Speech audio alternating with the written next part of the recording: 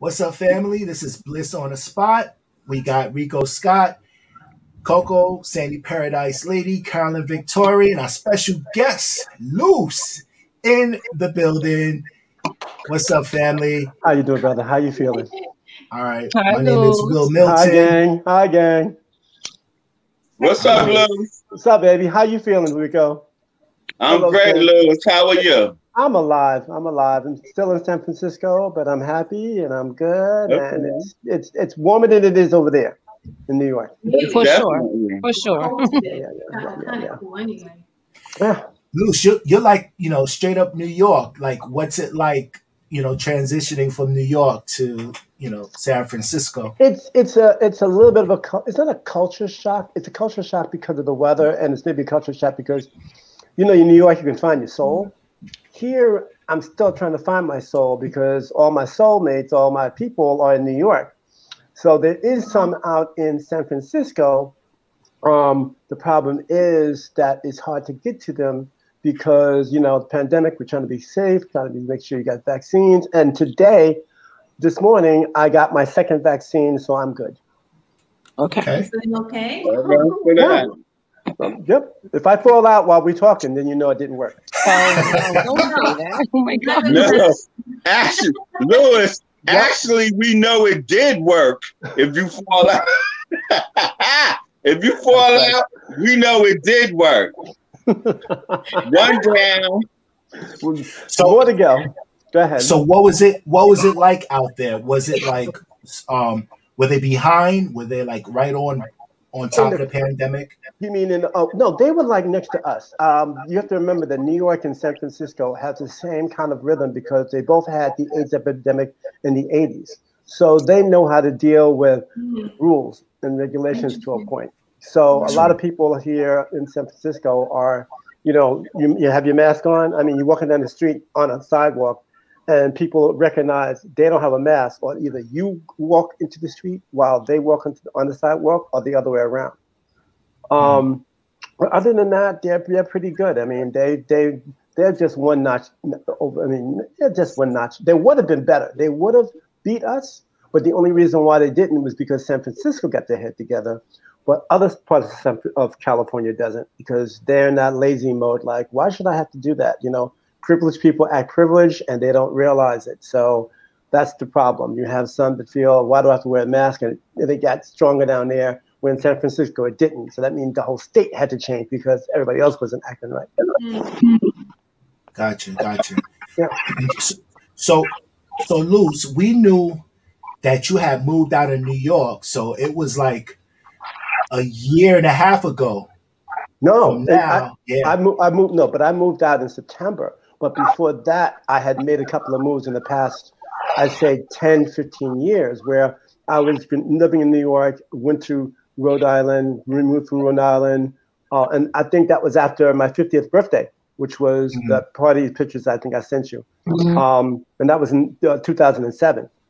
So I left New York in 2009. I left New York. Went to Rhode Island, stayed there for about 2 years, came back to New York, went to Houston, came back, went back to New York, came back to Houston, and then finally came back to New York, and then moved over to San Francisco. Gotcha. Because we were doing a Bliss NYC event at the Social Butterfly. And I jumped in. I'm DJing, and I see this light. Coming into the booth. And I know that light. I'm like, there's got to be a loft head in here that's just shining a light. Because I remember that was something that was always done. So I look and I see you at Bliss Social Butterfly. And I was surprised to see you that day. What was it like being there? Was that your first time at Bliss NYC? That was my first time in Bliss. That neighborhood, I had been there, but I hadn't been there in a while. And it was one of those days where I seen it. I saw you guys had it a couple of times for about a couple of months. And I was like, I got to come down there. And that was a Saturday. And I was like, you know what? I'm coming down. So I came down there, and I didn't I don't tell people I roll by myself. I see you. I get blessed. I'll give love. And that was it. And my mind was like, when I got there, I saw my people at the door. I saw Becky. I saw Rico. I saw, and then you was in the DJ booth, and I knew, Well, I knew I couldn't get your attention by waving at all the people in front of you, just to, because what it is that I like to give love to the DJs in the beginning when I can, so they at least know that I don't mess with them the rest of the set, because I want them to be focused on everybody else. I'm not trying to be in the DJ booth. I'm not trying to do no. I just want to vibe and listen to you, because the DJ should be listened to but not seen, and that's the secret. Because if a DJ is good, he can actually, you can hear him and you can feel him, and the interpretation of DJ and dancer works excellent together. Very nice. I like that. Okay. It's true. Well, yeah. So Luz, you are considered a veteran, and I don't like to use the word legendary, but you definitely have veteran status in the the club scene, and also you've been a mentor to a lot of people. This much I've seen, me coming into the scene. I've seen you. I watched you. When did this whole thing begin? You mean about mentoring and stuff like that? Nah, just the whole club life. I will tell you that, but I'm gonna give you that mentoring thing. I mentor. I'm part of Dance Fusion. Okay, I'm part of Mawu and Afro Mosaic Soul. Okay, and I'm like honorary members of them. I mean, I've performed with them the whole 9 yards, and I'm not a performer. I'm a club head like you guys, but when they ask me to go ahead and shake a little leg, I'll shake a little leg. But that I have to give props to them. And Dance Fusion is everything from Khalif and Sekou and Shannon Ness and Shah and all of those cats that that's there. Even Stretch. All of them. And been friends with Brian Green. Been all for years, and you were coming up as everybody went to dance form. You still danced. We'll talk about you, Will. You still danced, but what happened was you decided to go into another level, and you went to DJing, and you crafted your stuff there. And I had some of your early tapes. Your tapes that you gave me, I had some of your early tapes that you gave me, and they were the best ones I had. But to answer your original question, how did it all start? For me or for the club life that I found? Let's start with you. Okay. Yeah. I am. I'm the 64 in the next on Thursday. I'll be 64, and I was from Long Island. Thank you. I was born in Queens, raised in Long Island, and basically I always loved music. I used to be a musician. I was a drummer. Back in the day when everybody had bands and things like that, I gravitated to that because that's what's the funk time. During the 70s, early 70s, was funk and bands was out, and Ohio Players and Crown House Affair and Brass Construction and all these things, Mandrill and all these groups, plus James Brown being soul first in the 60s, early 60s. And Sly and the Family Stone in the early 60s, and then late 60s. And then it went to the James Brown funk in the 70s with things like Sly Stone, and then you had Larry Graham, Graham Central Station, and then you had all these other groups that came out. Like I said, groups like Blackbirds, like I said, BT Express.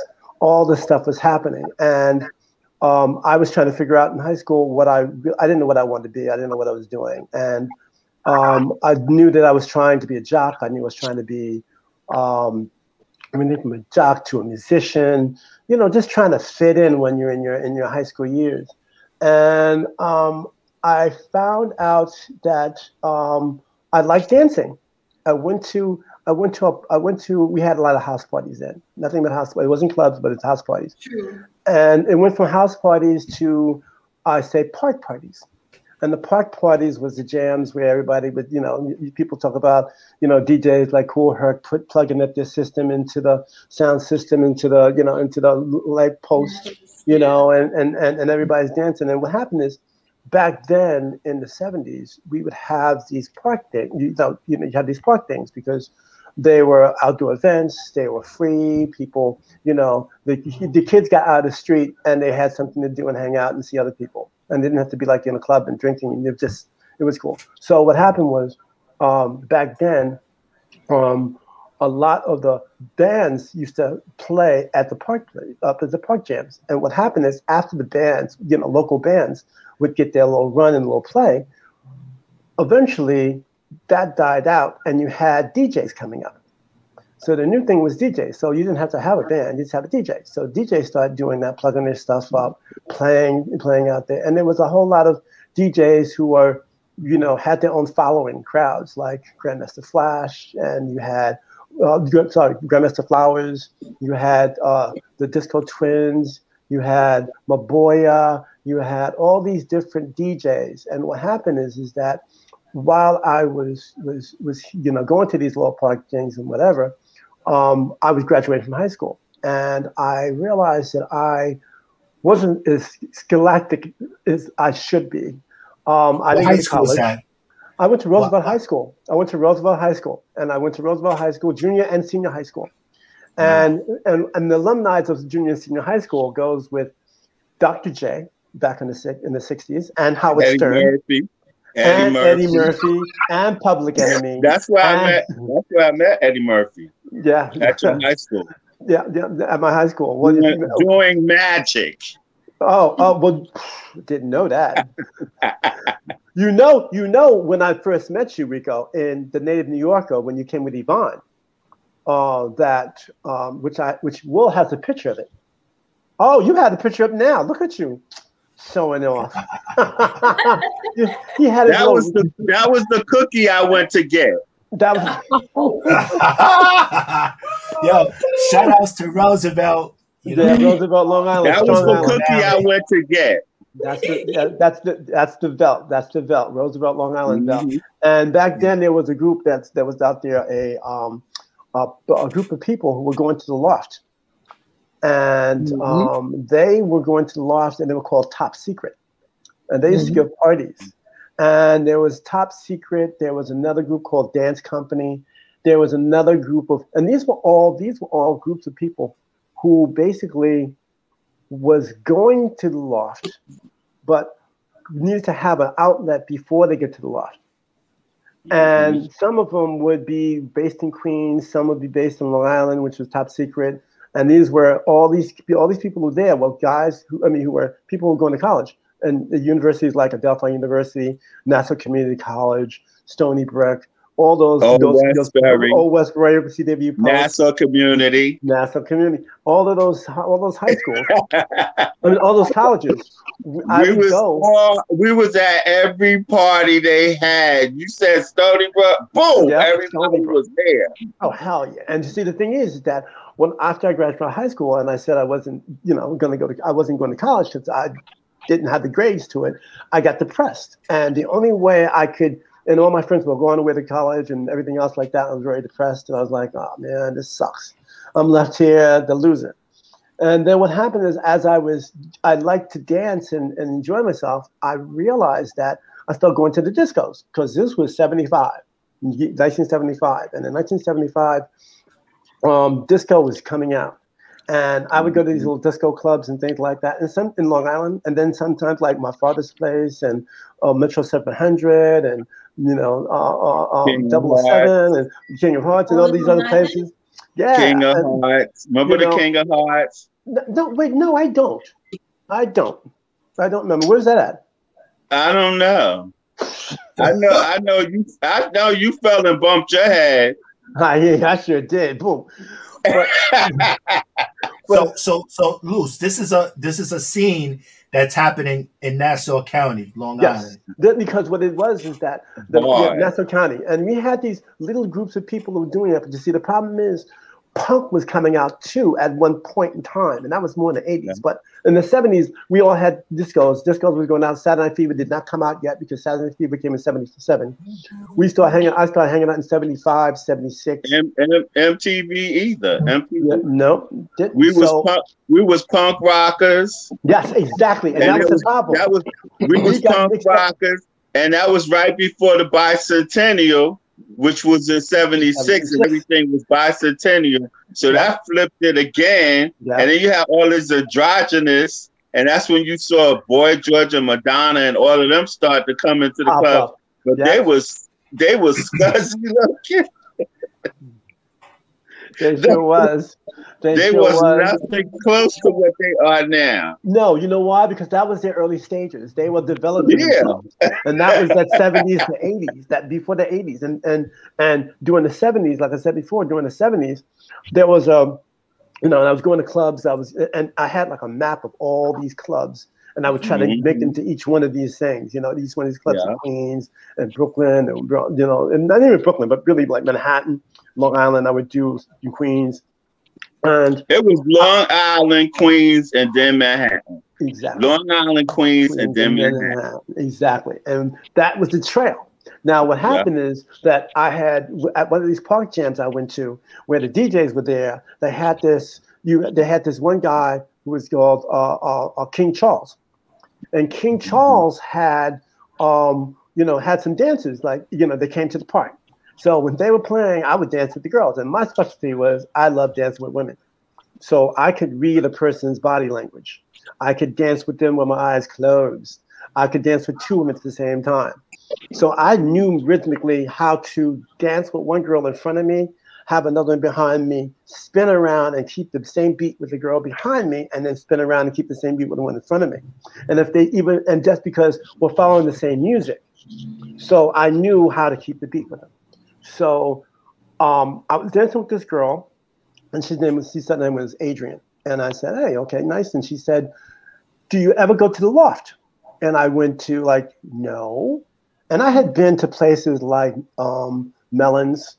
I've been to I went to certain places, but I didn't get a chance to go to this loft thing. So I go, and she tells me, look, meet us at this address. You need to start at 7th Avenue and Varick Street. Just meet us there, Varick Street. So I get to Varick Street, get off there. She meets me at the train station. She's there, and she was there with this guy. Name is Varick. It wasn't Varick. It was because that's the garage, but this was the loft. So it was on. I think it was on. It could have been that I came from Varick, and then I walked down to Prince and Prince. It was on Prince, and everybody would come and meet at the #1 train, which was on Varick. But I was coming from Queens. So when I came from Queens, I had to come off the E or the F train. So that got me off near the garage. So I had to go ahead and walk down. Or Washington Square. Washington Square Park. Washington Square. West 4th Street Station. Exactly. Yeah. So Station. So after I met her and she took me to this place, I was like, I went to the first time and I was shocked.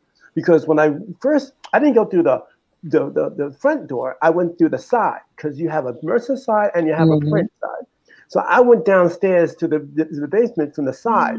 So when I came down the steps, I was like, "What is this? Like a bodega? You just you open up the bottom of the cellar and you get on the basement?" I was like, well, "Okay." And everybody was standing there, happy to get in, can't wait to get in. So remember, I'm living on Long Island. I mean, I see white people. I'm Black. Latinos, I don't get a chance. There was few out there in Long Island, but it wasn't a lot of them. So what happened is when I got down there, and I never went to other places, like I said, Queens, Manhattan, those are the places I went to. So when I got down there, I had seen all these Latinos who were there with, tails. I mean, like braid. They came down the back of their head, little tails in the back, baggy pants, roach clips around it with feathers on it, karate slippers, wrestling shoes. And then and this is interesting, when I got down there, I saw one of the guys who I met with Adrian. His name was Nawab. So Nawab, he used to wear bowling shoes. And Nawab had the bowling shoes and taps on the bottom of them. And he was like a stomper. He was a stomper. He was like, but when I got down there, I had never seen so many dancers. you know, meaning, and I never seen so many a mixture of different kind of people that I would never think I'd meet, because I'm meeting people from the Bronx, which I would be scared to go to the Bronx. But now the Bronxers came to me. And then at the same time, I see people from Long Island. So they're there. So now and then I talk to somebody else and they're from Jersey. And then from there, I meet somebody else. So all of a sudden, there's this big melting pot full of different kind of people that I would never meet on the old, young, white, black. I was like, this was crazy. I was like, and the dancing was like acrobatic, but it was a much more different kind of feeling. Because downstairs it had light and the sound system wasn't very loud. But you could feel the energy. You could feel everyone was dancing as a unit, but they were dancing differently. Mm-hmm. And that energy got me to the ultimate point of saying, now I understand it. Because when I was on Long Island, I was kicking ass. I was doing the hustle, I was doing freestyle. If I was half-assed at the hustle clubs doing the hustle, I'd do the hustle and freestyle and freestyle clubs. And that meant, oh shit, you're good. And then I would go ahead and do vice versa. So I learned to go ahead and get better at each place and never felt intimidated because I always did something that somebody else couldn't do. So that gave me a chance to feel confident in that, compared to being depressed because I didn't go to college and I didn't know what I wanted to be. You started to shine. You started to shine. So my butterfly wings came out. I found my way, and then I found my tribe. So when I found my tribe, that changed everything. And then at Top Secret, that's when I met you, Ricoh. You know, and so that, and then when I saw you at other places like the Garage or the Loft, that's what I meant, like, oh, family. Oh, I know Ricoh. And we had that rapport. We were, and this is funny. This is like, well, you know, so that's why me and you go way back, Ricoh. And that's what I tell people. I tell people the only person that I could say that's still alive that knew me when I was a kitten is Loose Lou. Because he was older than me. He was older than me, but we always ran into each other. And we was like a secret to Long Island. Because Long Island didn't know what we was doing in Manhattan. Not at all. So we had a whole little... We were punk rock. Remember, we were punk rock. Yeah, and we had our own little behind the scenes, like sidebar, because we would be talking about when we going to the club in Manhattan next weekend, and nobody else knew what we was talking about. No, we were that secret club because why? Yeah. They were already trying to conform, and we were trying to not conform. We were trying to be out break out with everybody else, and the city had the shit going on because you had around the corner from that, you had the gallery, and then not only that, you had the Garage. Once we got to the city, we found out that the other boroughs, because we wasn't a borough, we was Long Island. So all the other boroughs had representatives coming from those boroughs to the clubs that we was coming. So it was like almost like certain people coming from different boroughs would break out of their boroughs and come to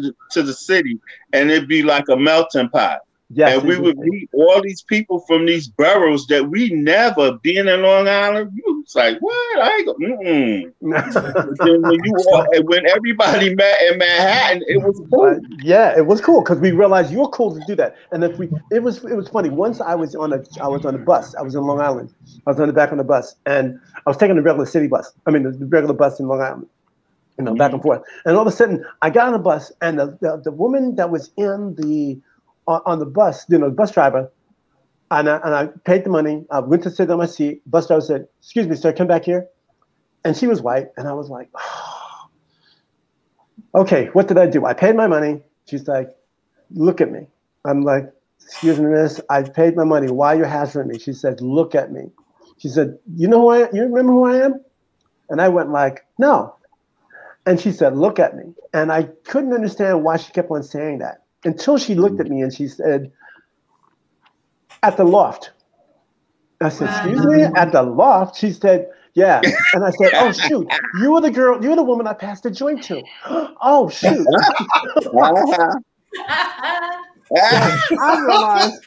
I had realized. Everybody was incognito. Everybody was incognito. Yeah. And the same thing with the Garage. So Luz, well, I gotta shout out my neighbor out here in Roosevelt, What's his William name? Scott. Oh, William Scott. I know So William Scott. yeah, another Velt native, but he said Sal Soul Sister. Yeah. Hi. That's what he calls me. William Scott. Sal Soul. Stacy James says you he cannot. Went to school. He's in the class. Wow. So Stacy James said you gotta mention Sting. Yes, there's Sting, which is there was Sting. No, there's a lot more people than that. Sting is Steve Miwa. So you had Sting with Steve Miwa. You had Junebug. You had Juice. Junebug and Juice was one of the best dancers in Long Island. They had energy. These cats were like they were like Batman and Robin. And I had seen them. I went to the loft the first time I went to the loft, and then I had my experience and went back to Long Island. I was trying to do something different. So there was this dance class, this dance performance for Hempstead High School, and they were like having they had a whole lot of people, and they were trying to teach them dance moves. And I went there to go ahead and try to do that. And picking up dance moves, I'm awful. Being organic with somebody, I'm excellent. So I'm doing these little dance moves. I see this guy. He comes to me and says, "Yo, what's up, man? My name is Steve. Yo, Steve Miwa. I saw you at the loft last week." I said, "Oh, you did?" He's like, "Yo, if you want to go, I mean, I'm a member." I was like, "Oh, okay, I'll come back with him." So Steve Miwa, Sting, he lived in Hempstead, Long Island, and Sting had a partner used to hang out with him. His buddy was named Maniac. Richie Harrison. So you had Steve Miwa, Richie Harrison. So this was my connection, another part of the connections that I found. So everybody after a while, we start to understand who were the cool people in Long Island. Because there was a whole lot of shit in Long Island that people was still on the same nipple. They didn't understand how to, break out, be themselves. They was late to the party. They was late to the party. Very late to the party. They was late to the party. And we was jumping on the LIRR and whatever other kind of horse we could get on just to get out of there. 2 hours on a train. Didn't matter. On a bus. How many times I slept in the train yard? After dancing to 12, 15 hours and falling asleep on the train, and the train drove up in the train yard, and I wake up and I'm like, oh hell. Oh no, Rico, I did the same thing, but then after I got to the train yard, I went back to the next way back, going back, and overslept again. I'm at the other end of the train yard. So one day I went back and forth to the train yard. Oh my God! This has happened to me. But everybody. We all used to do that, though. We all used to do that because once you was dancing, you was dancing 12, 15 hours. When you sat down in that train, you was one maybe 2 seconds. You were out all night. I remember I would wake up in the train yard and there would be nothing but trains for miles. And y'all don't know, but when you get in the train yard, there ain't no platform. So for you to get out that train, it's a leap. It's a deep leap. I mean, you actually fall out the train because there's no platform. So high. No platform at all. And the problem is, listen to me, you're lucky that if you're in the wrong train, that they will close that train up and then put another train out in this place. So that means they think everybody left and you still in the train. They think everybody's emptied out and you laid in the back seat. Left in the store. Many a morning. So Luz, I want to show you something. Show me something. Oh my God. Stop that, Rico. I'm straight. Oh my God! Ooh. Oh my God! Wow. Mr. Luz. That was in Japan. You know where that was, Rico? Yes, sir. That was at the Maestro video thing. Shooting. Yeah. That looks like Shelton. And the thing, it was so funny too, because all of those years, Loose was the same size. All of those, like he didn't gain a nugget. He was the same size. I would be like 20 years later, I see him. He still looked like he's 19. I'm like, wait a minute. He was the same size all of those years. If you look at all of those pictures, he was like a tall drink of water. Well, I'll tell you, the dancing kept me young. The dancing with other people kept me young. The DJs who challenged me kept me young. The club scene kept me young. You know, the clubs itself, every time went to Bonds or we went to. It was a fountain of youth for you. It was. It was a fountain of youth for you. And most of the guys who I meet, it's understandable. When I'm in San Francisco, they're like, don't even party anymore. They talk about bars that they go to, or little parties. And this is the gay community. I'm not even talking about the straight community, because the straight community don't even know how to dance sometimes. They just don't have no clue. But the gay community, they're like, talking about some stuff, and I'm like, you ain't dancing anymore. And they're younger than me. I mean, they're like, didn't make 50 yet, and they're like, yeah, well, I'm retired. I'm like, what's wrong with you? But you haven't in New York, and they don't understand. To go to a good house party, which we all know, is the fountain of youth, which is magical because it was definitely the fountain of youth. Yes, and people understand why is it. It's still funny. A lot of people look at us and say, why is it all these people got crutches and canes and stuff like that going out to these outdoor events? And I'm like, you don't understand something. Those are OGs that still can move and still understand the spirit of the music. Where and you know what else, Luz? Also, we was the first dance generation. We was the first dance generation that freestyle, where you didn't have to ask nobody to dance with you. No, you didn't. No, you didn't. On the floor, you heard a song and you would dance to it like you had 20 partners. Exactly. We were the first ones to do that, and there was nobody to come behind us because we still dance more than the generations that followed us. Yes, we did. We did. But the thing is, go ahead. So, Luz, I want to share something and tell us what this means to you. The bells. I was the first person to. I was the first person to wear the bells, make the bells, and have it in the dance scene. The first one, because we know there's other people in the scene that wore these bells. People wore bells, but they got it from me. I did mine when I went to in like 81, 82 at the Loft.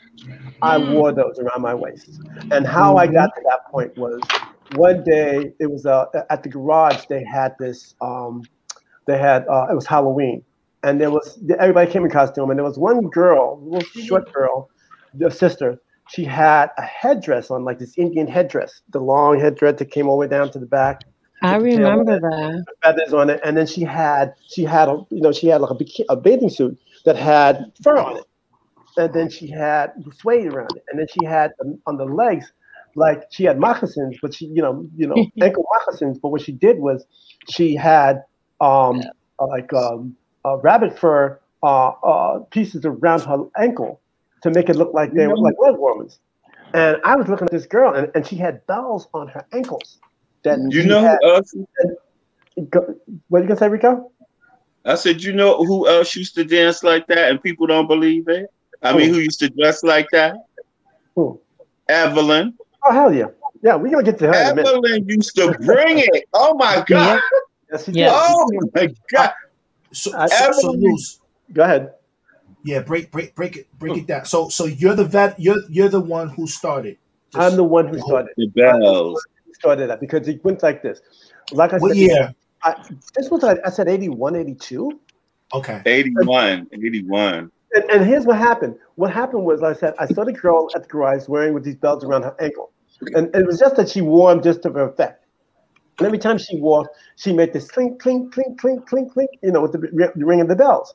And I was like looking at that, and I was like, that's kind of hot, like Christmas bells, like so I was like, that's kind of hot. So I got a pair, and put them around my ankles, with some material. So when they rang separately. Each bell rang separately. It wasn't like they were all roped on one little string. They were roped separately. So you individually, they separated and you made that sound. And when that happened, I brought them to the loft. So because you couldn't hear me in the garage because the music was too loud. But when you went to the loft, you could hear it.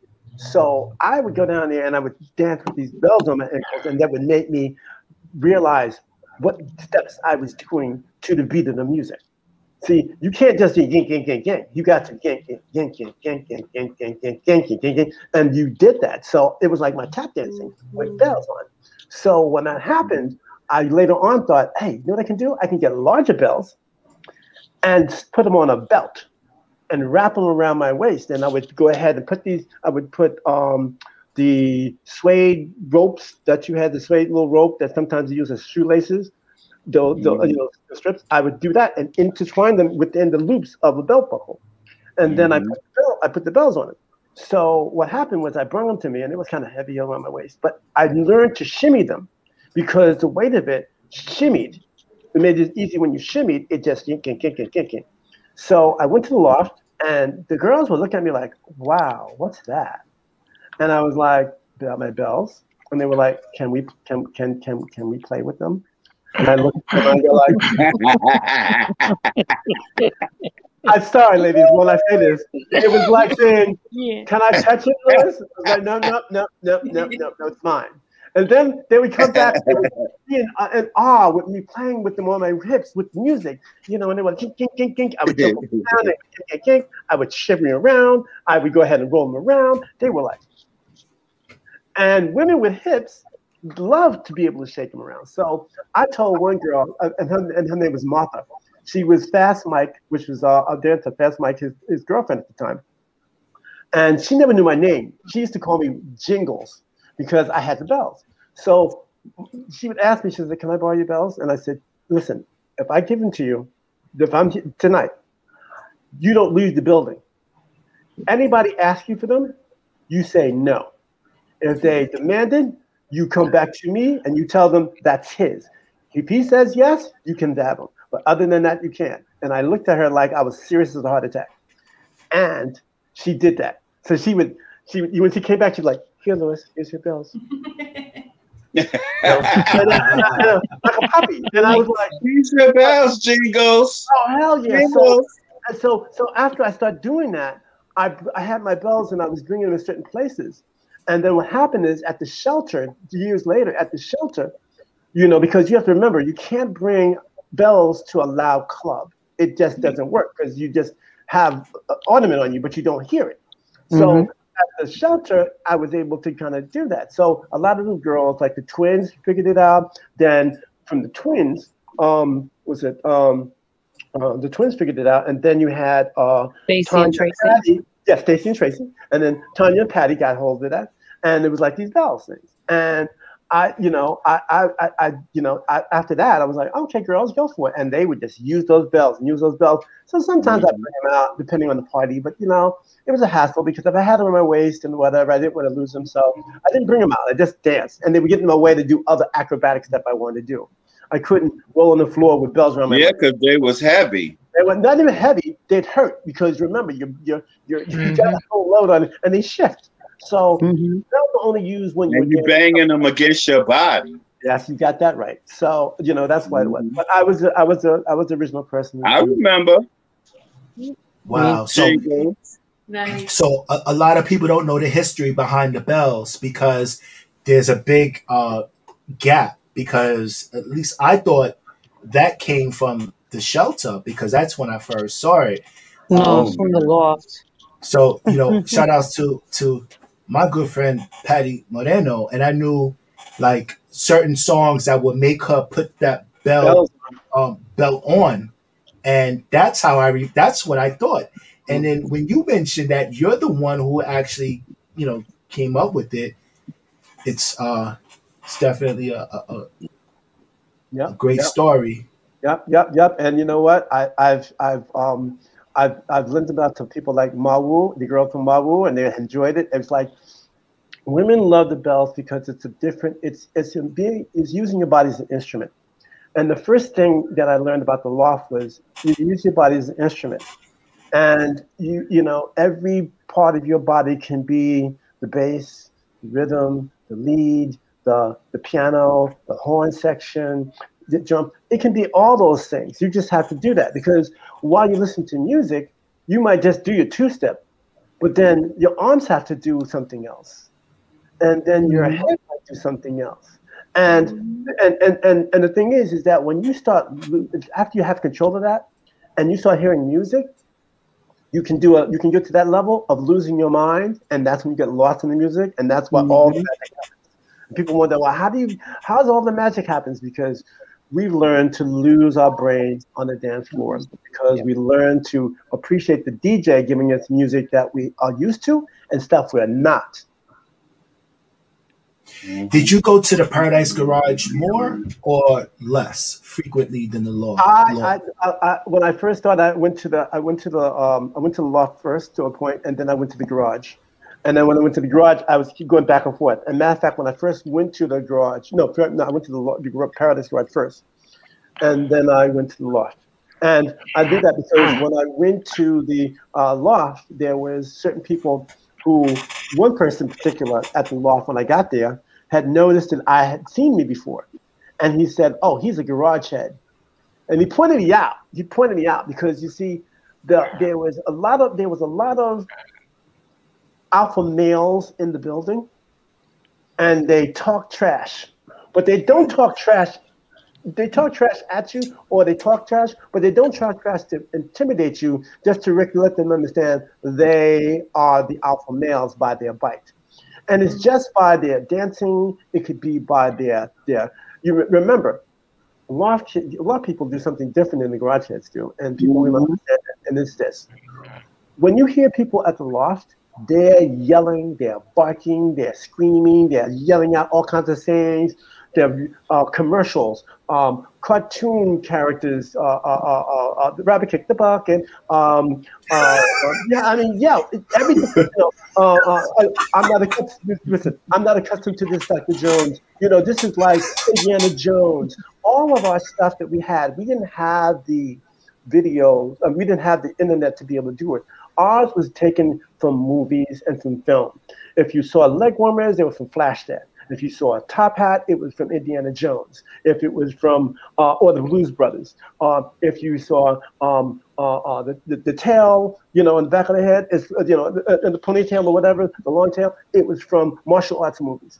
Everything, your Chinese slippers, martial arts movies, everything, Capigios, Gene Kelly. Louis, what about the influence of the Warriors?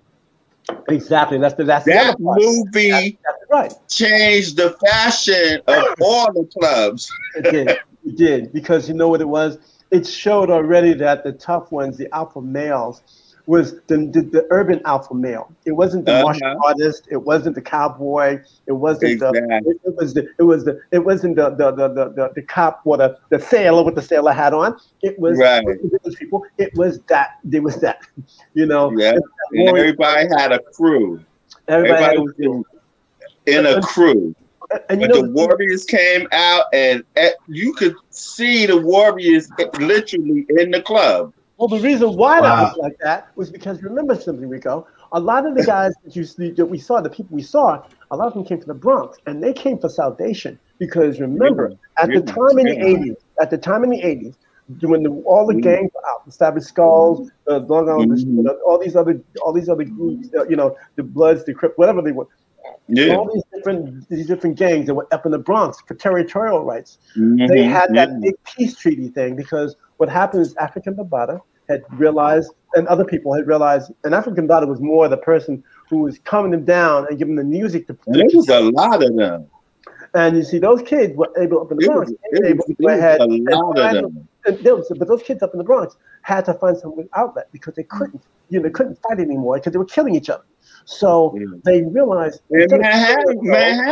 Manhattan was the dirtiest, grimiest nastiest city in the United States.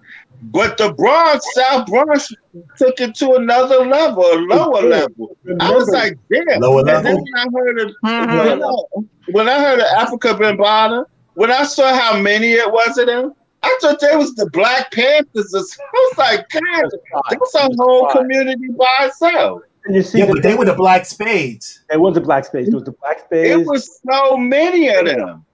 And that's what happened. All those groups were killing each other and realizing we had to go ahead and to a conclusion or something. And they said, we're killing each other. We got to do this shit. So when that happened and that peace treaty came up, people had to find another way of doing it. So they took the same kind of, and I think Africa Bambaataa did this. I think he took the same energy that those gangs wanted to fight and bring it to tagging, graffiti. They done it to DJing. They done it to hip hop and breakdancing. They done it to that breakdance. Remember they used to break the refrigerator boxes and open them up. Yes, and lay them remember on the concrete and start breakdancing and spinning on their heads. I was like, oh heck no. But remember something, Rico. Remember this. Remember that was that urban freestyle stuff that had to grow from its own home. And just like remember when we would go to after the club, we would go to the park and they would bust open the lamps, the base of the lamp, and start plugging all their equipment. I was like, wait a minute. You know, Luce, you just made me think about something like the movie The Warriors. That could have been actually the first cultural hip hop movie because it had graffiti and it's talking about the gangs. And that could have been based on Africa Bambaataa all that time. And I'm just thinking about that. See, most people don't realize that situation. Yeah. They all go like, because in hip hop, and this is here's another thing. You got to remember something. During disco era, which got to be, we had to wear a shirt, a pair of pants, sometimes a jacket. To go in there, that was this norm to go into any club you can, especially being a person of color, just to fit in, just to get in. Down dressing was completely something you couldn't get into a club. So to go to the loft and go to a place you could down dress was like the God's gift. God's gift. And another thing too is, you remember, the people who went to the loft, there are younger brothers and sisters who couldn't get into the club, were outside in the streets breakdancing. So they are way out there. And you think of it, we knew how. Listen, all they did was know when they saw us, they only saw our footwork, and we go down and go up. And when we're dancing, we're going down and going up. The problem is they didn't understand the rhythm of that. So what they did was they cut it down. They could up rock, and then everything else is like power moves and spinning and everything else, and then they get up and they stop. Us, we dance with one. We don't dance to battle you. We dance to vibe with you and connect with you. So when we connect with you, it's a merge. It's a merge. And another thing, it's two things. It's challenging your body to move in a different direction by spinning, by controlling your spinning, by spinning to the music, and by dancing with a partner. And if you find somebody you're feeling, and you see like a girl, and you go like, oh wow, back in the day, I'd be like, oh, I like this girl. I want to dance with her, and it's not that I'm asking them to dance like you said before, Rico. You don't ask them to dance, but I want to dance with that girl. So what I would do is I would dance near her. There you go. With her. There you go. Dancing with her. And go vibe. Like, that's how it was done. All into and nothing was and I brought that up. Because I wanted to make the point that nothing was verbal. Nothing was verbal. Let's get Remedy back for Coco, because that's exactly what happened at Coney Island. Yeah, nothing was verbal. But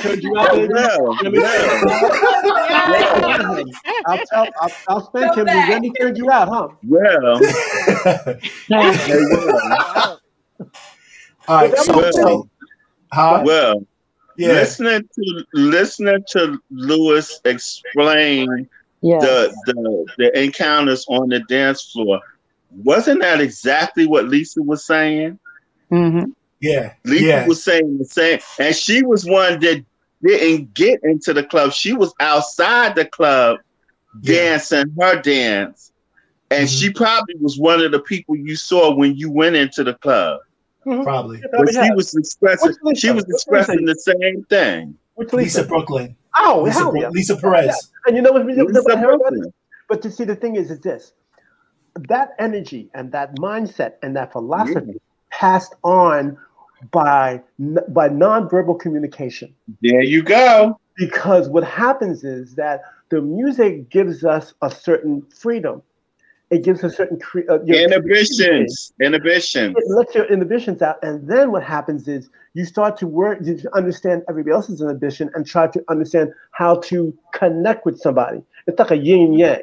See, people go like, I didn't have to tell people like dance is like sex. You know, it is like sex. It's the first over and beginning and end. But the thing about it, which makes it such a perfect sexual encounter, is that you know your body language. Once you master your body language and you're able to transport that to somebody else recognizing it, that's what makes it seem sexual. And it's nobody actually touching nobody.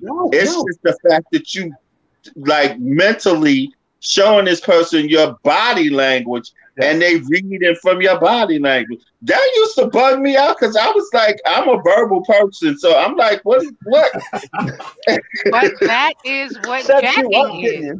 That's what jacking is. Jacking is intimacy on the dance floor. Yes. And that's what I had to recognize. Yes. Exactly. That's what I had to recognize. Because when I first encountered it, I was like, what's going on? What? No, that's the secret. Nobody's saying nothing. Nobody's saying nothing. And then I'm seeing people doing it. They're just doing it. And you see, the thing is, it's like dogs. Dogs don't talk to each other, but they do figure out body language. And animals figure out body language. And we, at this point, was down to the simplest of forms of being a human being, and that's body language. And another thing, the reason why the law is important is because it went to the basics of how to be a child. How to be a child and understand how to lay on the floor, how to dress in your diaper, which is your baggy pants, how to play with your rattles if it's your bells or whatever it is, tambourines or whatever it is. It's how to go up and down and find your strength. It's about being with other children, being with other dogs and cats, and being able to communicate as one so you understand the dynamics of what it is. And not being confined. Exactly. And the baby powder for the Pampers. And the baby, yes, baby. And people don't realize, for the diaper rash, well. And you know what's funny? You know what's funny? The people to this day, when I'm in other places and I put up the baby powder, they stand back and go like, "Oh, that's that magic dust." I'm like, that's funny you say that, Louis, because we used to call it gooby dust. Gooby dust. Who got the gooby dust? And somebody would pull out a family-sized baby powder, and you'd be like, "Well, damn, we ain't gonna do the whole floor." That's another thing too. We have to remember something. As being elders, I mean, all of us are elders. We've been in the party scene, you know, all of us, and we understand there's dance etiquette. And I think that's what we're talking about too, is dance etiquette. Dance etiquette was one of the first things that I wanted to write about, which I do have, that talked about the dance etiquette of going to a club. What you're supposed to do, how you're supposed to act, who you're supposed to go ahead and be respectful to. Even if you've been there for a while, what your role is as a member or as a club goer, as a club head. Or your place. How to teach the newbies by example of everybody else doing the same thing. Because you know, monkeys see monkeys do. And if they get to new monkeys, they have to figure that out. And if they don't, they go some other place to find what it is. The problem is that a lot of them the new generation comes to try to change the script. They try to change what we've already done because they think, oh, well, why can't I smoke a cigarette over here? Why can't I do something like that? Well, cigarettes is out of the question. Back in the day, like say more than 10, 15 years ago, yeah, people would smoke cigarettes and did. But that's the thing. That's the same thing, Louis. That's the same thing of trying to pass on or make the new generation understand one of the primary things that make us who we are is that we don't come with whatever talents we have to challenge each other. Yes. We're not coming as a force, we're coming as a merger. So when I see a young person who may be extremely talented, but every person that tries to engage them, they take it as a battle. And I'm like, that's not what that person is trying to show you. Ricoh? And I see a lot of young people, they take it as a battle. Ricoh, Will, I got something to tell you about that real quick before you start. Okay. Yeah. Will, this is something that you didn't know and Ricoh knows. Me and Ricoh was in Japan. We had danced for Body and Soul. Me, Ricoh, David Hell, Sheba, we were dancing out there. And we danced, we had 2 nights to dance in Japan. And we had danced, and it was the first time I went to Japan with these guys. And when I got out there and I'm dancing, we danced for like 8 hours strong, even more than that. And we had these young Japanese models that were there that were advertising Levi's. They were wearing Levi jeans and things like that. And they could speak very little English. And one of them said to me, "Hey, we are breakdancers." I was like, and I thought, "Oh, that's nice. That's nice." It's like, "Hey, I have a nickel." I was like, "Oh, that's nice." It didn't take it on me that they admit. So we had been dancing all that night, and these models were just standing there modeling, they're wearing the clothes. That's what their job was: to smile, wear the clothes, take pictures, the whole 9 yards. Ours was to dance on stage, and we had them on stage. Now, we had food in the back. I had been dancing my head off, and I'm a strong dancer, and I was exhausted. So I go downstairs in the dressing room. I'm thinking for granted, I got maybe a half an hour left. Let me chill out, get my extra energy, go back out the last 15 minutes and, throw down. I go down there, I'm sitting down, I'm chilling out, I get a banana, I'm eating downstairs. You got Hex Sector out there, and the place is packed, the rafters is packed. People look like all over the place. Praises like gods. Rico's doing this thing. I go downstairs, I'm eating my food. All of a sudden I see my girl Sheba comes out. Sheba runs in, Lou. It's like, what? She's like, Rico's in trouble. They're battling him. I said, we are the ambassadors trying to show them how to dance. Really? And somebody's battling Ricoh? And I'm thinking, Ricoh don't battle. Ricoh don't, and I'm like, we're not. Yes, he do. Party. Check this out. So I get there. Ricoh's standing there, and this Japanese kid is just doing all these kind of breakdancing moves. And Rico's standing there going like, I don't know what the fuck to do right now. I'm like, oh God. And I can see it in his face.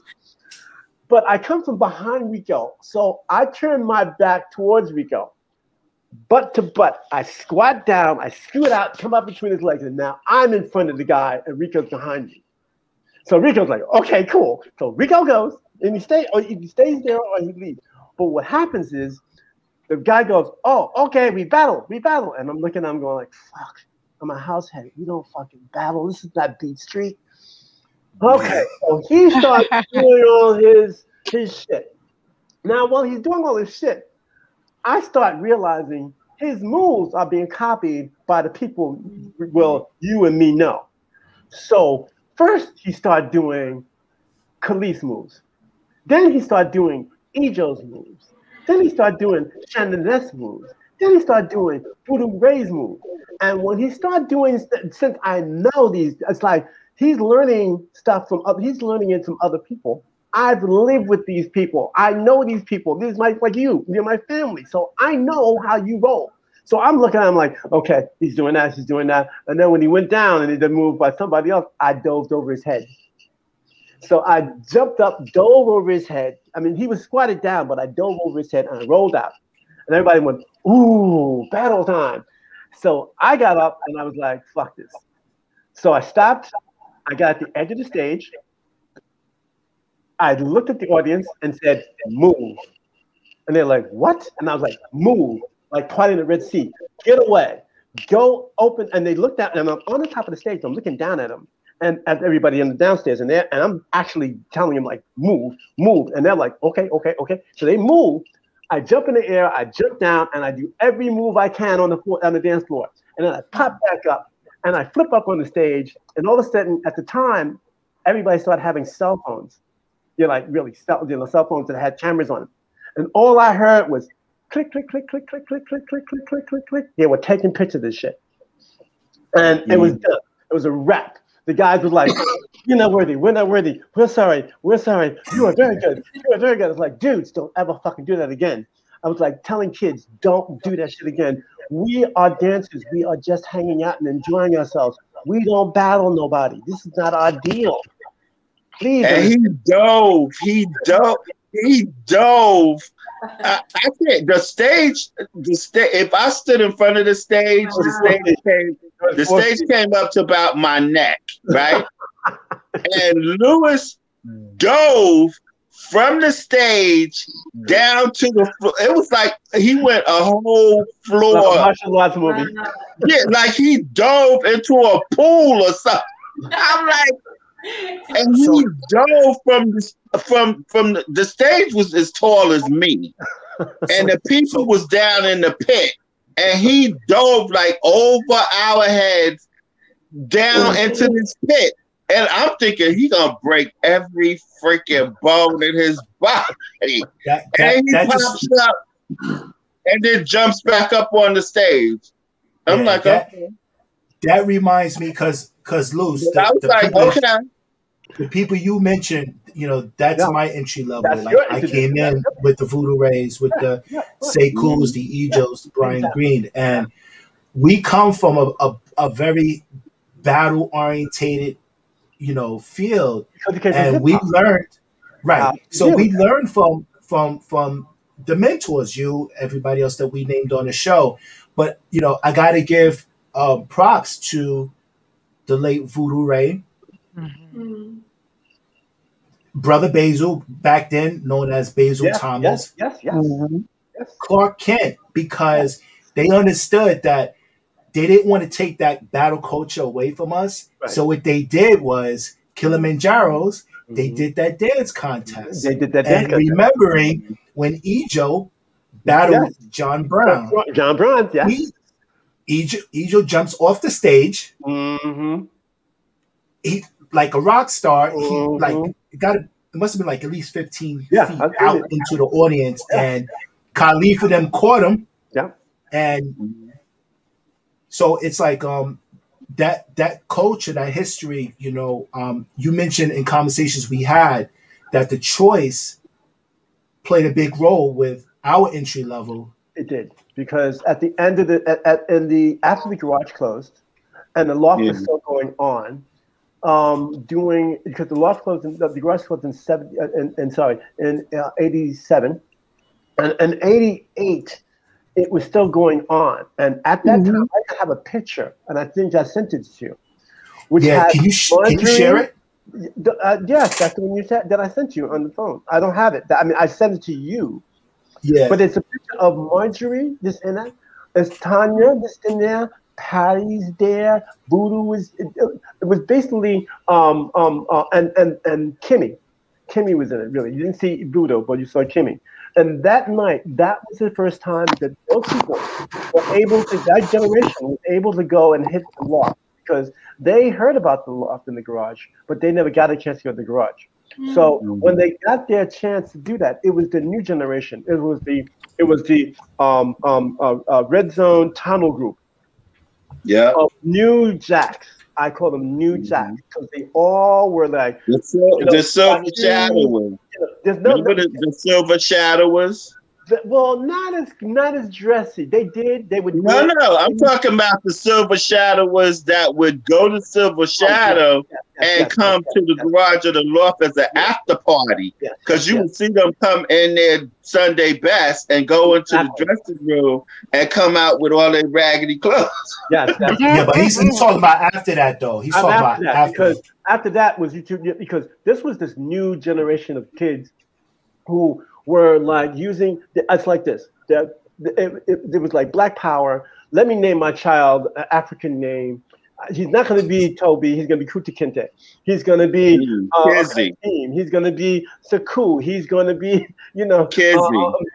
yes. Because why? It was like that was that way of saying, I want my child to have a solid African name, and be authentic. So I would meet all these cats who were there, and they all had dreads, long dreads. It was like dreads, and they would go ahead and they would get busy, and they would put out this energy that was lightning quick and everything else. But they would see this lost energy that learned how to go up and down easily. They had the footwork back and forth, and they could go down and everything else. But they understood that we were more rhythmically, and they caught that rhythmically on. And it shows that in styles that they were doing because they all put that together. Now, what their generation happened was they were able from hip hop battling to now performers, because you remember something. Even though everybody was in the same group, the old lofty people, the garage heads, with this new generation of kids, these new generation of kids had much more energy, quicker, faster, and they had 10 years over us, 5 years, they're about 10 years over us. And what happened is they were able to be marketable as backup dancers for the singers who sung the songs.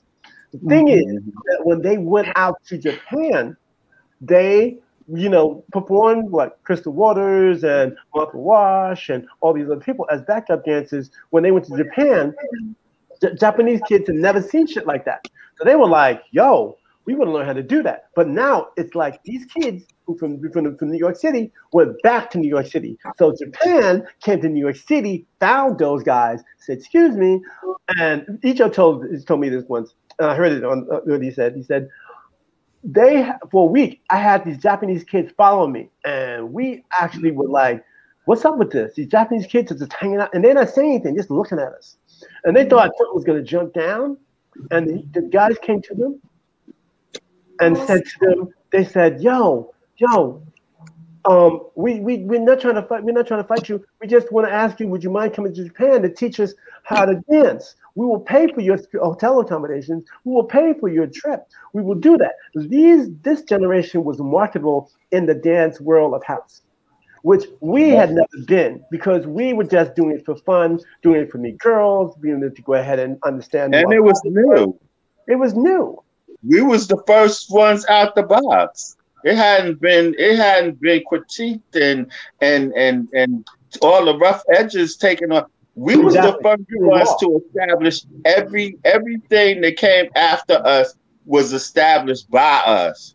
Now, once it became marketable, we going into retirement and sitting back right. the next generation. And these kids are now making big money because they're now taking that. They had the battle mentality, which they had been breaking because they were hip hop, and then the reason why they went to house, because hip hop, in a way, if you're doing something kind of energetic and you kick somebody or hit somebody, motherfuckers will shoot you, and you don't know if you're going to die. That's what I used to say.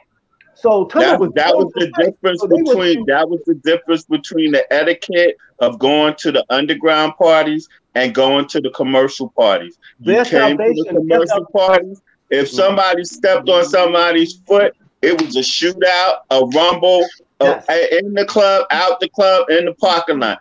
But if that happened in an underground club, it was like, okay, excuse me, I'm sorry, whatever. And then those two people probably end up friends before the night was over. Exactly. But when you go to, I remember that, man. I remember that. And that's how, go ahead.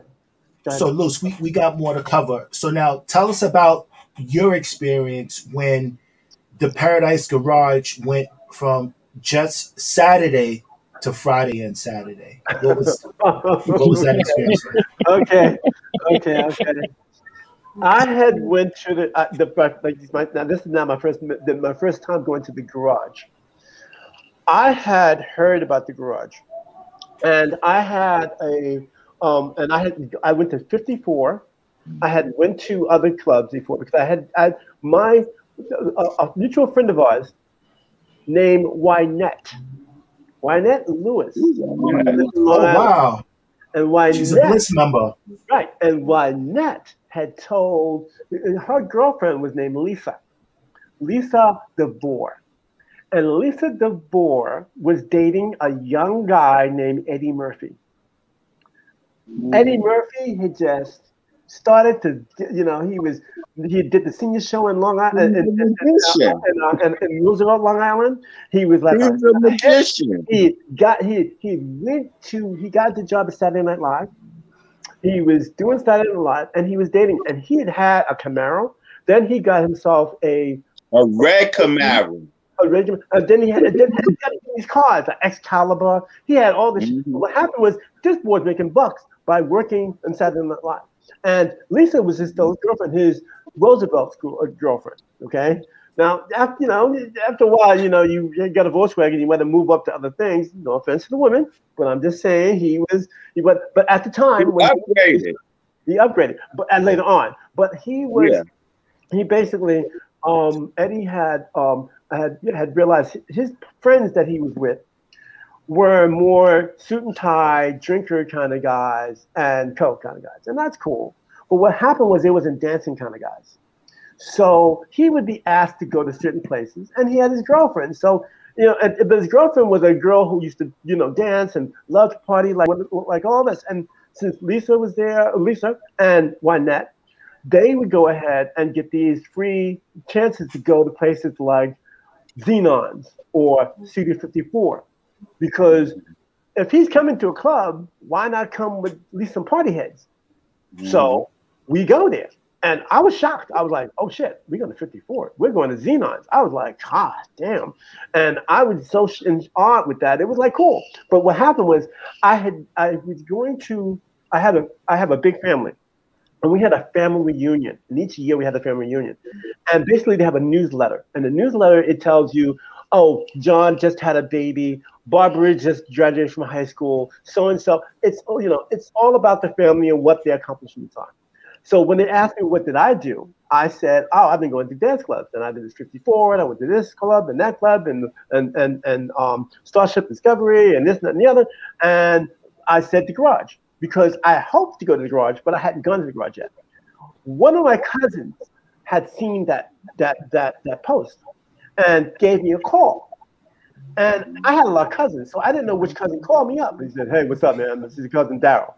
I was like, deep voice Daryl. Okay, Daryl. And I remembered I have a cousin Daryl who's in the Navy, military man, Navy. So he said, I'm going to the Garage. You want to come? I was like, okay, cool. So as you asked me, did I go? And I said, no, I haven't, but I want to go. He said, look, I'm a member.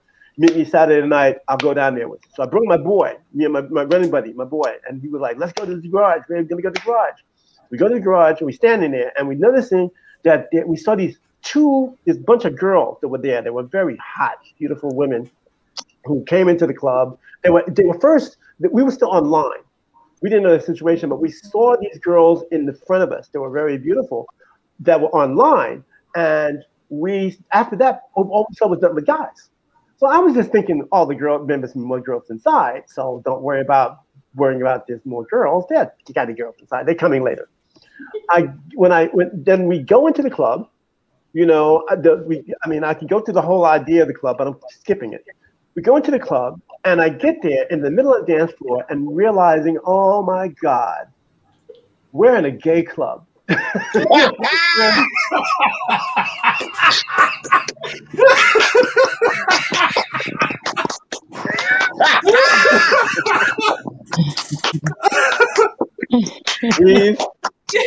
was waiting for the other shoe to fall. I was waiting for the other shoe to fall. Yes, go ahead. We're looking at each other going like, I said, let's look for those girls. They're in the middle of the dance floor. And the music is playing, and they're having such a great time. It's hot in there. They're just taking off their tops, and titties are flying. And I'm like, oh my God. Oh, shoot. You see what's going on there? It's like, yo, those are those girls, and they're just having a ball. But they're surrounded by the big men. They're happy as hell. They're just having the time of their life. I'm going, wow. I said, then listen to the music. We'll listen to the music, and we're like, this shit is hot. This shit is banging. I've never seen a whole group of people vibrate and vibe like that. I'm like, they're not having a fucking great time. So, so there were many different rooms in the garage. And I went to the cool out room where they had the fruit and the punch at. So I went there and I seen two girls, two sisters, and they were standing there, and they were there, and they were looking at boys. They were like, "Ooh, yeah, he's cute, he's cute." I was like, I remember my friend was like, "Hello, ladies," and they're like, "Don't bother me, don't bother me. I got things to do. Don't bother me." And I'm like, "Ladies," and they're like, "Look, you're blowing my spot up. There's some cute guys over there, plenty of cute guys. You are just dope." And me and my friend were standing there thinking, they don't know they're in a gay club. So we walk over to the girls again, and the girls are like, "What the fuck?" And we say, "Ladies, you know you're in a gay club." And they're like, "No." I said, "Those guys are gay." I'm like, "No, they're not." One guy comes down, these two guys are talking to each other. A third guy comes up, "Hi, baby, how you?" Mwah, mwah. And the girls go, "Oh shit, they're gay." So me and my boy looked at the girls like, "We told you so." Yes. And the girls looked at us, and they put their heads down as disgust, like we did earlier. And they look at us, and they look at us like, "Are you guys gay?" And we go like, "No." And they said, grabbed our hands, and we danced on the dance floor. I'm talking about daddy dancing to the tail, legs between legs, grinding. We were having the best time of our life. We were just great, beautiful. And that Saturday night, that Friday night, or Saturday night went, I was just so much in shock that I said, you know what? And I went back there a couple of times. We went back another night, and I finally realized something. It was like, this was kind of cool. But what I found out was that it was a gay club, and they wanted to make sure that the crowd had, they wanted to make it more, add more straight people to it, but straight people who are conscious, who are woke. Mm-hmm. So they took it for granted that the members that they had picked out people that were probably pretty good. Some were just getting the money so they create or try to figure out if I can turn this young boy out if he wants to come to the club, even though he might be straight, if I can turn him out. So I was like, you know, but when I went to the club, it was just this whole euphoria because the music was going at it like crazy, and people were losing their brains and minds. And you know, you saw this god on the top of the rafters. You could barely see him because the lights were flashing in front of your face if you're looking. But that big ass disco ball. Yeah, this, and you had a screen that would come down maybe in the middle of the show. While he's playing, a screen would come down on the stage, and all of a sudden you would see a video of like Art of Noise, or you see a clip of Blade Runner, or you see something. Tom and Jerry. Tom and Jerry, you didn't know what the fuck you would see. So you were in this Disney World full of shit. So what happened was that I had, you know, I realized that I started going there on a regular basis with my boy, one of my boys. We started going on a regular basis. He was a member. We started going there. It was like the hot spot. One night, one night they were thinking about, let's make this really legally, let's give a Friday night, a good Friday night. So they had this new performer who, my boy was dancing with was on the dance floor, and he was dancing with this girl. And see, Larry would put the lights on really, really, at one point in time while you're dancing, you know, lights going back and forth, flashing on. One point in time, Larry would put the bright lights on really, really bright. And then he would cut them off. So your pupils would dilate, and then all of a sudden you couldn't see shit when the lights came off. I mean, you couldn't. Who was in front of you? Who was touching you? How far you were from things? And it would flip people. It was like the flash bulb effect. Exactly. So what happened was flash bulb effect. Exactly. So what happened was he would do this move where every time that happened, he would drop down and like scoot away from the girl, and she could like, "Where'd he go? Where'd he go?" I was dancing with this guy, and he left. Now he was going to do this to this little girl, so cute little white girl, blonde hair. She had this urban look to herself, you know, wannabe urban look. So she was dancing or whatever, and he was going to wait for that time for the lights to change. And all of a sudden, I asked him later on, I said, "Yo, what happened to the little white girl you were dancing with?" He says, "Yo, I don't know. She said she had to go." I said, "She disappeared before you had a chance to disappear." It's like, "Yeah, that's right." So an hour later, maybe half an hour later, the show starts. So when the show starts at the club, the stage, the people, they have the lights, they have the stuff on the stage, and the performer comes down. And it's the little white girl. So the little white girl starts singing this song. She had two backup dancers. One guy and one girl, both black. But they seemed like they were from Albanelli trying to learn a new dance move in 5 minutes. And you could see them trying to, following each other. One person knew the dance move and the other one didn't. And this white girl was not a strong belter, a singer like you see Marshall, Marshall Wash or anybody of a stature that can sing, or Patti LaBelle. This little white girl was just singing a song, and her song was called Holiday. So she was Holiday, and those gay boys looked at that shit, and when she finished, they booed her. Mm-hmm. They booed her bad. So what happened is that I think this is my theory. Larry Levan was thinking to himself, look, whoever got this little white girl to get this spot to play at the garage. You know who it was? I know who it is. Let me finish. Mm-hmm. It said, you know what?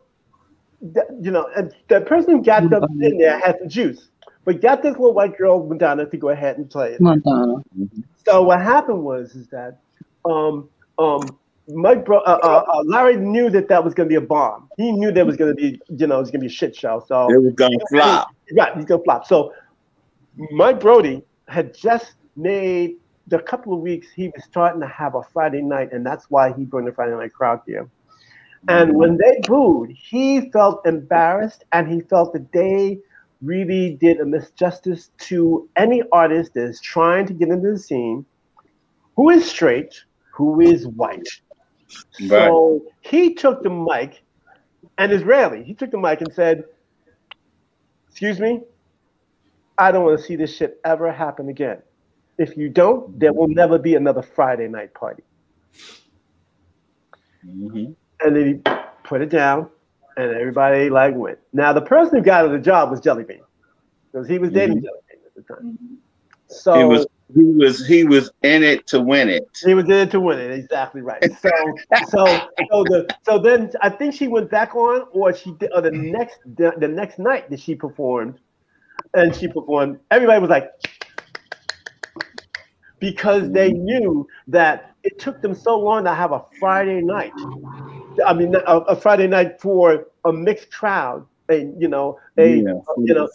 was not going to blow that spot up again, and they realized that was one of the rules that was never told. Because they was very. When they started the original Saturday night, they was overly protective. When they branched out to the Friday night, they was just as protective, and they did not want that to be breached. That's the whole reason why it was underground. It was no alcohol. It was no commerciality. Because they were trying to protect. They wanted to protect their party. They didn't want anything to come in and spoil that venue. It was easy to mess it up, and they didn't want to have it messed up. Yeah, it could have been. Larry knew that.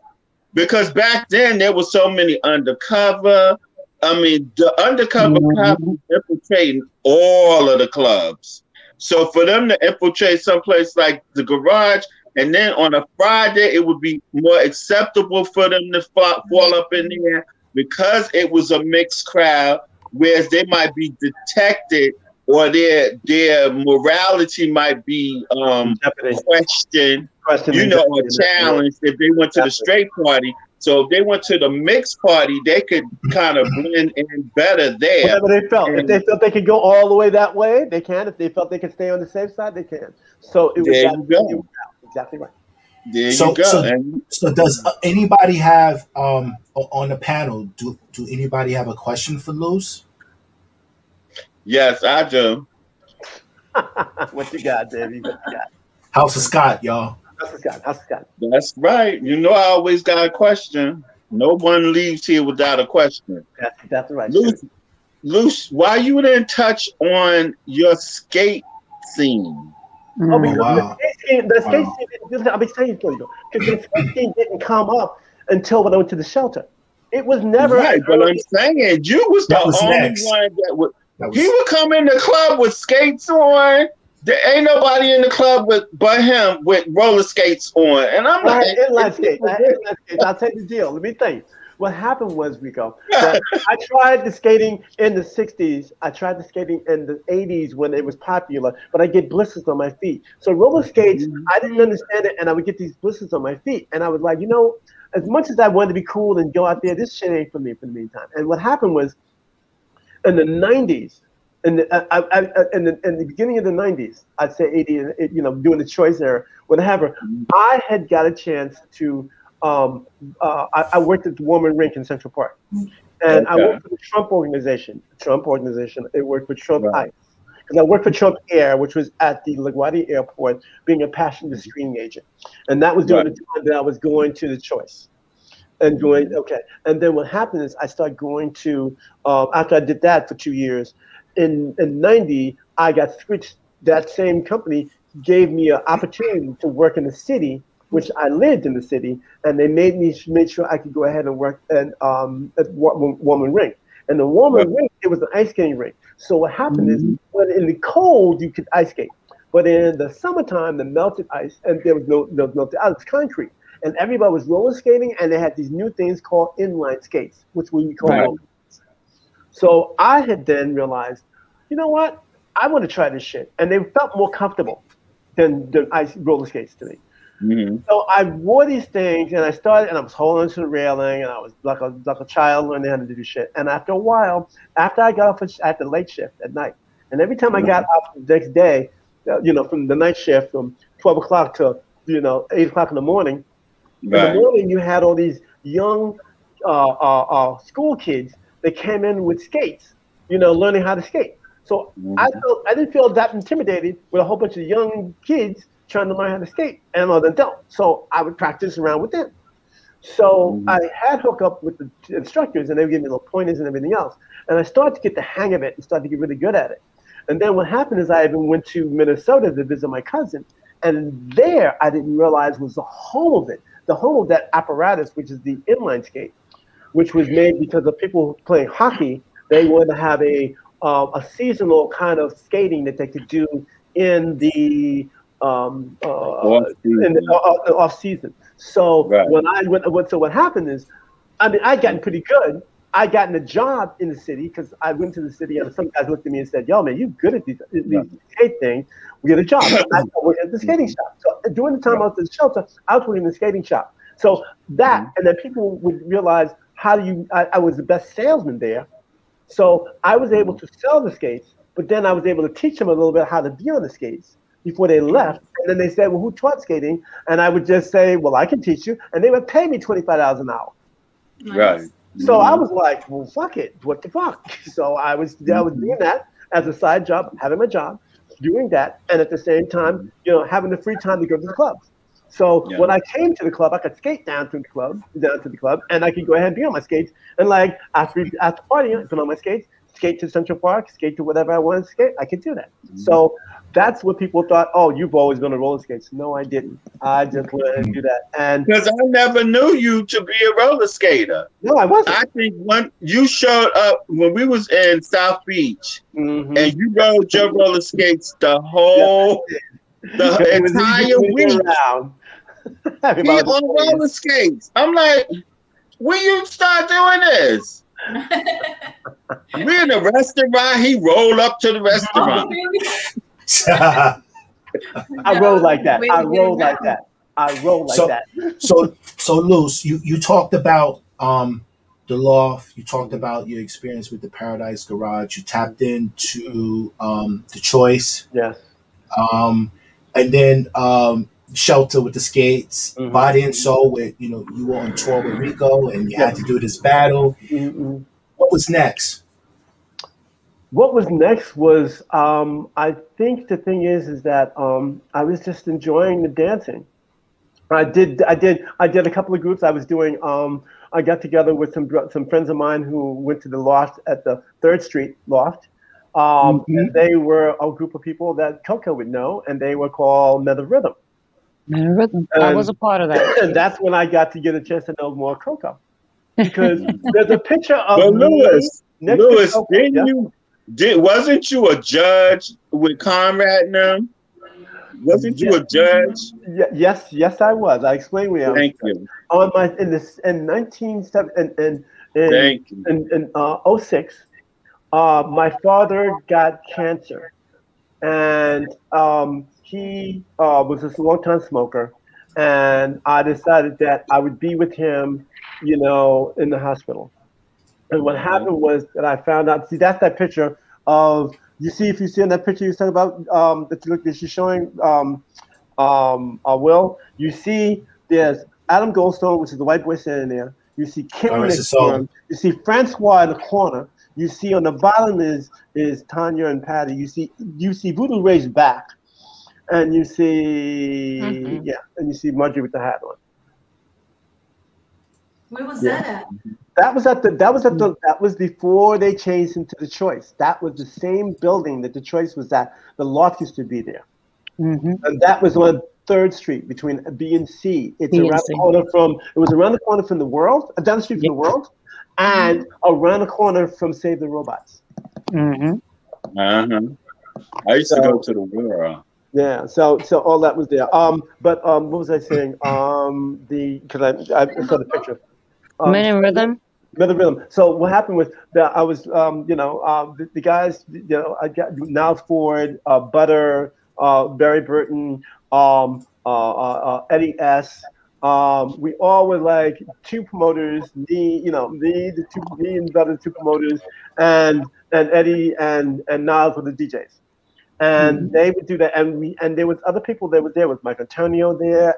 Coco was there, and Coco I didn't remember from the loft, but there's a very picture that she has that her friend Fella has, if I'm not mistaken, that she's sitting on a bench in Washington Square with 2 other guys, and I'm next to her in a pair of black silky shorts and a black silky shirt.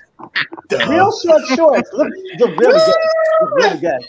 And have a belt buckle that has loose on the top. Oh my God. So this was, and that's Coco, and that was at my birthday party that was given on 07. Because what happened is when you talked about that thing in Miami when I got the award, when I did the judging, that was because when my father died, he died in March, like March 15th. And I wanted to plan to go to the music conference in Miami. And in North Carolina, he passed away. So I had his car. So I took his car and drove, 600 miles from North Carolina to Miami.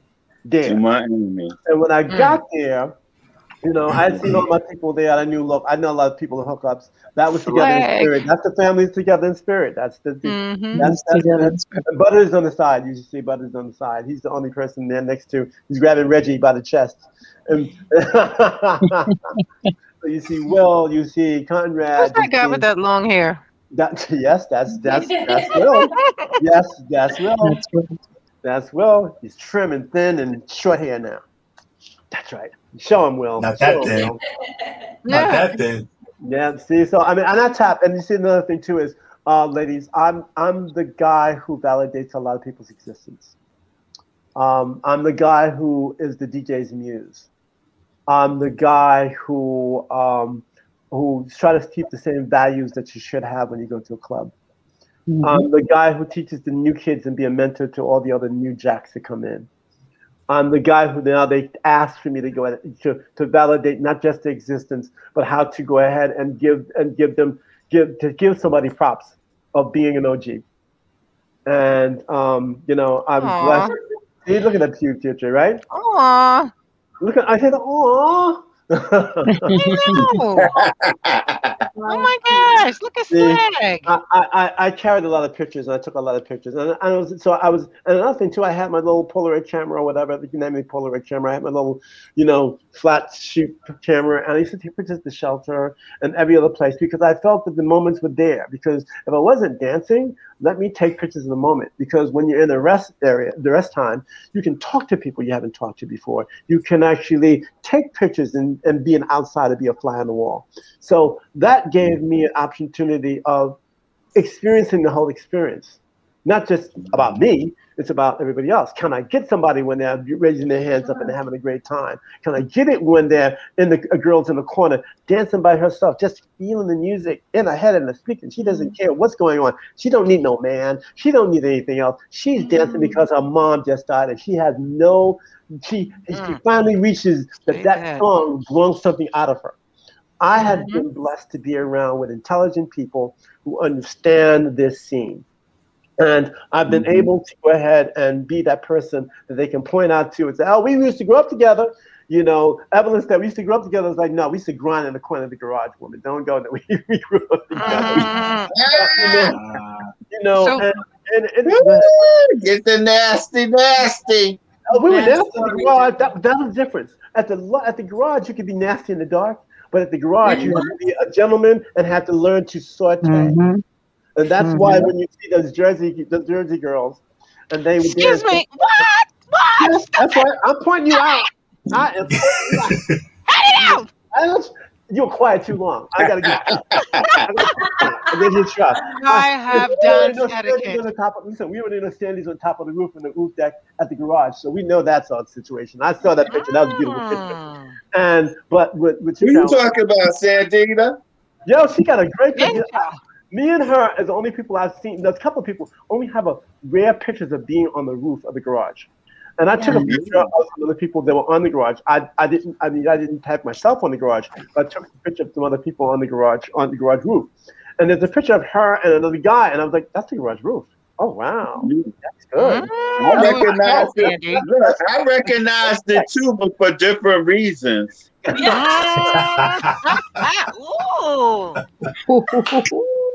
So you shared like so much And the only reason you didn't see pictures of me in the garage is because you didn't want to show that. No, you was with that pimp. You was with that pimp that brought you to the garage. That's what happened. Loose question for you. Question for you, my darling. Well, you have shared like flatline me some amazing memories of yours that are visuals I've never seen, but I've actually sat here and listened and have been able to visualize this. I saw that in the last one, and I knew that would do that. Yeah, I read that you needed information and balance and stuff because the Jersey crowd had their Zanzibar. And I went to Zanzibar. Yeah, they got their history too. And they got their history hardcore. And I realized there was a whole Jersey don't get no love about the house scene, which they should get. That's more props on it. That's what I try to say too, Louis, because I say there was parallel existence going on. There was not just the garage and the loft. Jersey had Zanzibar. Philly had catacombs. Exactly. Tracks had Baltimore had Paradise. DC had Tracks. All of those clubs was at their peak, and they all was the same type of clubs, and they all was underground, and they all was talent. So hold on. But my question for you is, if you were to do a time capsule, if you were to do a time capsule, to be seen 50 years from now, to explain what you've explained to us tonight, what 3 items would you put in that time capsule? In that time capsule, if I had to put in a time, you could only put 3 items or ideas or items to explain what life was as what expressed to us. Well, the first thing is probably baby powder in a way. I think the second thing is a pair of dancing shoes, and maybe it varies because the thing is it's about the experience that is so. It's about it was a certain time that needed to have that experience done. We'd already dealt with the possibility of doing that in the 80s. You talk about the possibility that the 70s had just ended. Disco had just died. We had a connection with music. It was commercial music, but we had a connection with soulful music that people were dancing to, that was mixed with funk and mixing with jazz and mixing with reggae and mixing with R&B and mixing with all, I mean, hip hop, not hip hop, but Latin music. And it had all, had all these different connections there to make it, except the Europeans made it more electronic. And the time was right to do that. Every period, a certain period of time, you need this rebellion that comes out, consciousness, awakenings. So doing awakening that happened during that time. So to put items in that time capsule is about understanding that feeling, that emotion, that desperation, that independence, that uniqueness in a can, and saying, this is what you have. Because if I had to tell that to a young kid, they wouldn't understand what it is to know how to be gay man and understand, or a gay woman, and understand the fight that they have to do, or understand being a woman at that time compared to this time, how much you have of privilege and how much you have of not privilege. It's or being black at the time. A lot of times, that is just about giving them as much information and explain to them how important it is, because at the end of the day, in 5 or 10 years from now, they'll be doing and looking and seeking for that same information, because they understand that the information they did is tired. People are tired of doing bottle service. People are tired of having girls just like jiggle their butts on a guy and that's going to be hot. Because there's no challenge to me. I can't go to a club anymore, because if I go to a regular club, I mean, if I see a girl that's going to stand behind me and jiggle her butt, I'm like, yo. One, face me. Two, I know that maybe, and me, I'll be like a fish out of water. I won't know how to respond to this stuff. This whole generation needs to understand, and this is what it is. You need to be broken down so you can go with the simple basics to understand how to build something. And right now, it depends on who gets the time capsule. And if they do, will they understand and really appreciate the knowledge that's in there, or just take it as, oh, it's old? Because remember, this new generation is all about, we don't need old buildings. We don't need to know about civil rights. We don't need to do about, it's like, you don't understand something. It's coming back to you, even if you don't like it or not. And if you don't go back to the drawing board to figure out what people did before, then what works and doesn't work, it will never happen. Because of the pandemic, people are now going to think about, how do we get back to basics? Do we hug anybody? No, we can't hug anybody. Because remember, we've been a year not able to hug anybody. My biggest thing that I worry about is, I'm not worried about, but I miss is hugging somebody, kissing, just from respect. No matter if it's a woman or a big male, I don't care. It's about giving that love and saying, you're my friend, and it's glad to see you here. We don't have that same kind of mindset, because the new kids, this is their first pandemic. This is their first AIDS epidemic. This is their first thing that they don't understand how to reboot themselves. Their first time to the party, their first time at the circus. Yes. And I agree with you. Embracing anybody, doesn't matter their physical or physicality. Just embrace another human being. Exactly. It's such an important thing. And we now can see and appreciate that. And all of this other external stuff can go out the window. Don't need no bells and whistles. Go right out the window, because because what happens, the humanity is what really counts. It does, and that's the reason why some people say those pictures that showed up. I have tons of pictures. Do I put them on Facebook? Do I put them on Instagram? It's like, I don't need anybody to kiss my ass. I want to give it to my friends. I used to have an album of pictures, and when I bring them to the club, they'd be like, "You got this big album of books?" And it's like, "Yo, I got shot when you were going off. I got this shot when you were doing so and so. When you were in the movie dancing with this guy, you didn't know who he was, and you didn't know his name, but you had this moment that I just like cherish. And I'm sorry to pick your card, but it was beautiful. Those are the things that I look at that is precious. That this new generation." And a lot of them now, the teachers, as you said before, your peers, who are now asking to go back to basics and realizing they can only go to a certain extent of basics. They can only get back to 1985. They can't go to 80 and 70 to realize how it all came up and how it all starts. So a lot of new kids I'm mentoring because they are asking for this help. You can't teach everybody because you have a whole new, like example, you have an Olympics coming up about breakdancing. Mm-hmm. This is a form of dancing that is similar to what we did, except it's to the X factor extreme. It's to that extreme sport thing. And now it's now either performance or it's now either battling.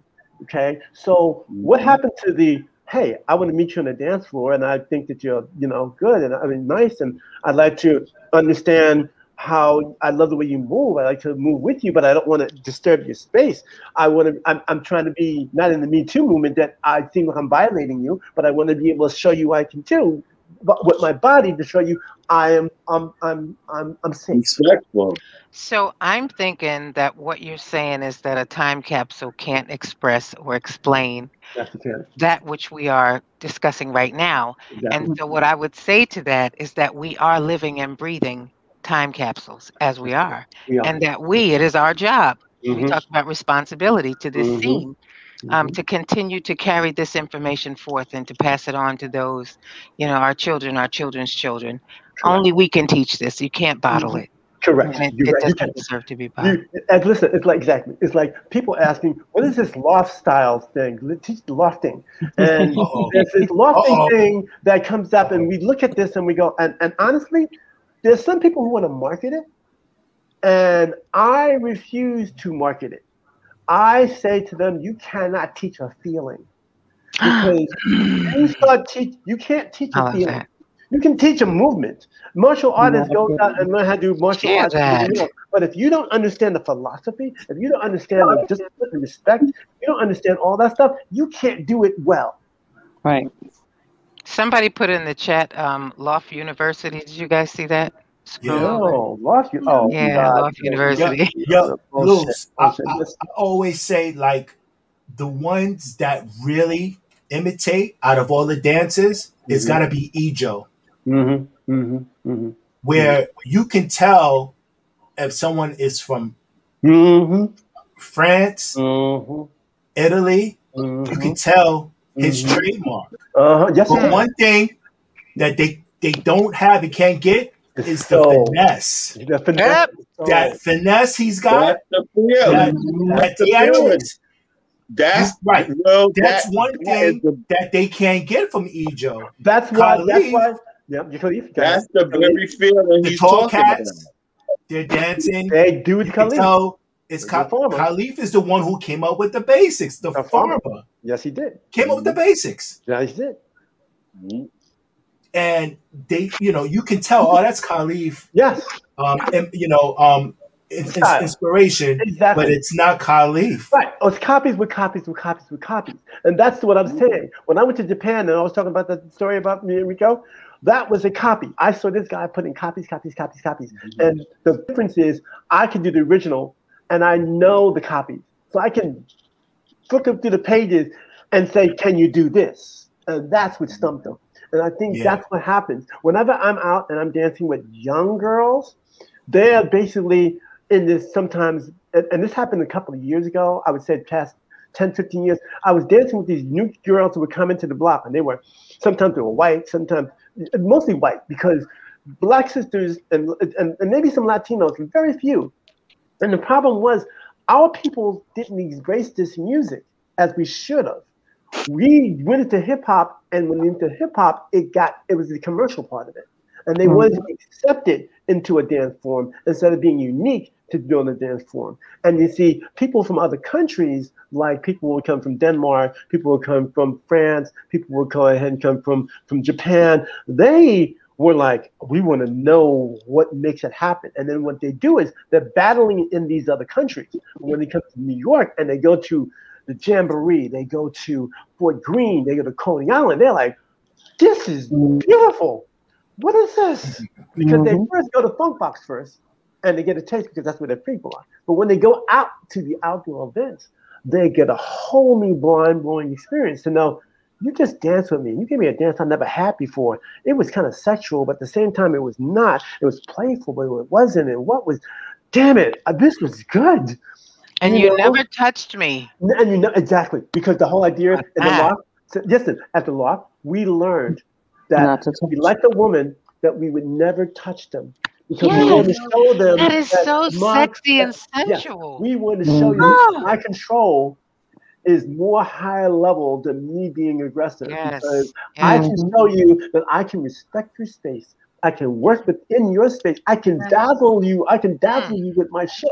I can go ahead and turn you on and then say thank you very much for the lovely dance, give you a hug and walk away. Dance tonight. And you go like, and you're free to dance to anybody else. And if they give you that same experience, good. But if they don't, and it's funny, you know what happens when you a week or two later, you see that same guy who danced with you, that you got turned out. I mean, you had a great time dancing with him, and then you see him from across the room, but you're not doing anything. You're not really saying nothing. But in your mind, you're like, I hope he comes over. Feeling like you have actually made love to someone in the club, and when the lights come on, you turn and walk away. Yeah. I had sex with many women on the dance floor. 1,000 times and never had to wear a condom. Oh my God. Yes. Oh, okay. Well, I can't wait to get back to the club. Like, I know, right?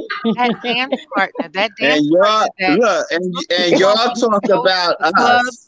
And you get that feeling, that one that gives that feeling, and you find them. I used to find this guy at the shelter. I swear, we just used to walk into each other, just walk in, and I knew that synergy was going to get raised. But when it was over, it was over. We never exchanged numbers. We never talked names. No. But we made love. Yes. That's the secret. But you invited each other with the eyes and the smile. Carolyn. Yes. Carolyn. Yes, honey. You just changed curtains. So Luz, to show love for you, we were trying to get Ejo on here to surprise you, to come on for the last 15 minutes, but he was teaching class today, so we couldn't get Ejo on board. But that's all right, my boy. We made every attempt. You know, like out of the whole crew, I always feel like Ejo had that loft experience. Like I would see Ejo G off this rocker with Mel, and like how he had that loft feeling coming from. And you know what it was too about Ejo? Ejo had Ejo's rhythm. He was the best dancers. I'll give him two people. Two people I would say who have the best. One is uniqueness with the Ejo. The other one to be the best copier to add shit to it is Brian Green.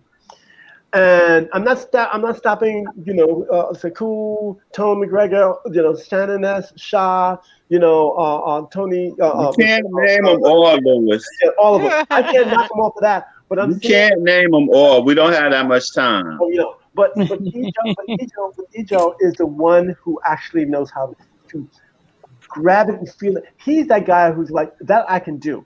I can do this, and I have no problem. He is talented enough to not be intimidated by his ability to bring it all out. Not like the other ones are, but he had that natural given ability to do that. I gave him, listen, there was one example. I was in Central Park, I had to put my skates on. I go rolling in Central Park, he sees me. He looked at him, I said, you want to try him? He said, sure. He got on me, he never got on before. He learned that shit in less than 5 minutes. Yeah. I was like, oh, yeah. He is that guy who's physically intelligent. Yeah. And that is a very rare skill. Athletes, really good athletes do that because they know how to take in the music when they're dancing to it. He understands that style. When I have a picture of Ejo, of Voodoo Ray, and of Chris Sawyer. And they were out in Washington Square Park one night, and they were going, talking about shit. And I said, dude, you got to go to the loft. Because why? That's where the real heads go. And after they went there, I knew that Ejo went. But really, Voodoo Ray started going back there, and there's pictures that you see, like the one I had of that night that they came over, and it was just that kind of vibe, the new jacks coming in to where the old school people are and understood. And no matter if you have power moves or not, it's about the finesse of going up and down. It's about the finesse of being able to dance with somebody and spin around. And I think the reason why you said that about Ijo is he knows how to spin. Right. And they all know how to spin, but it's the spinning with the control. Right. Control that at any point in time, and you know who had the same kind of gutsiness like that, who passed away? Marjorie. No. Marjorie was a warrior, a princess warrior. She knew how to play with the boys and make sure that they respected her as being a woman. Because it's hard to be a woman and a bunch of boys without having to be, can I tap that? Yeah. Can I tap that? And she was like, no, they respected her. That was the sister. They were like, no. She had so many big brothers, she was guarded. Yeah. She could pick who she wanted to. They didn't pick her. She could pick who she wanted to. But you know, the person but Ijo had that control, that up and down, the diving and everything else. Like there was a night at the shelter where it was Conquistadores. Yes, where the ending part where you know it goes dun dun dun dun dun dun.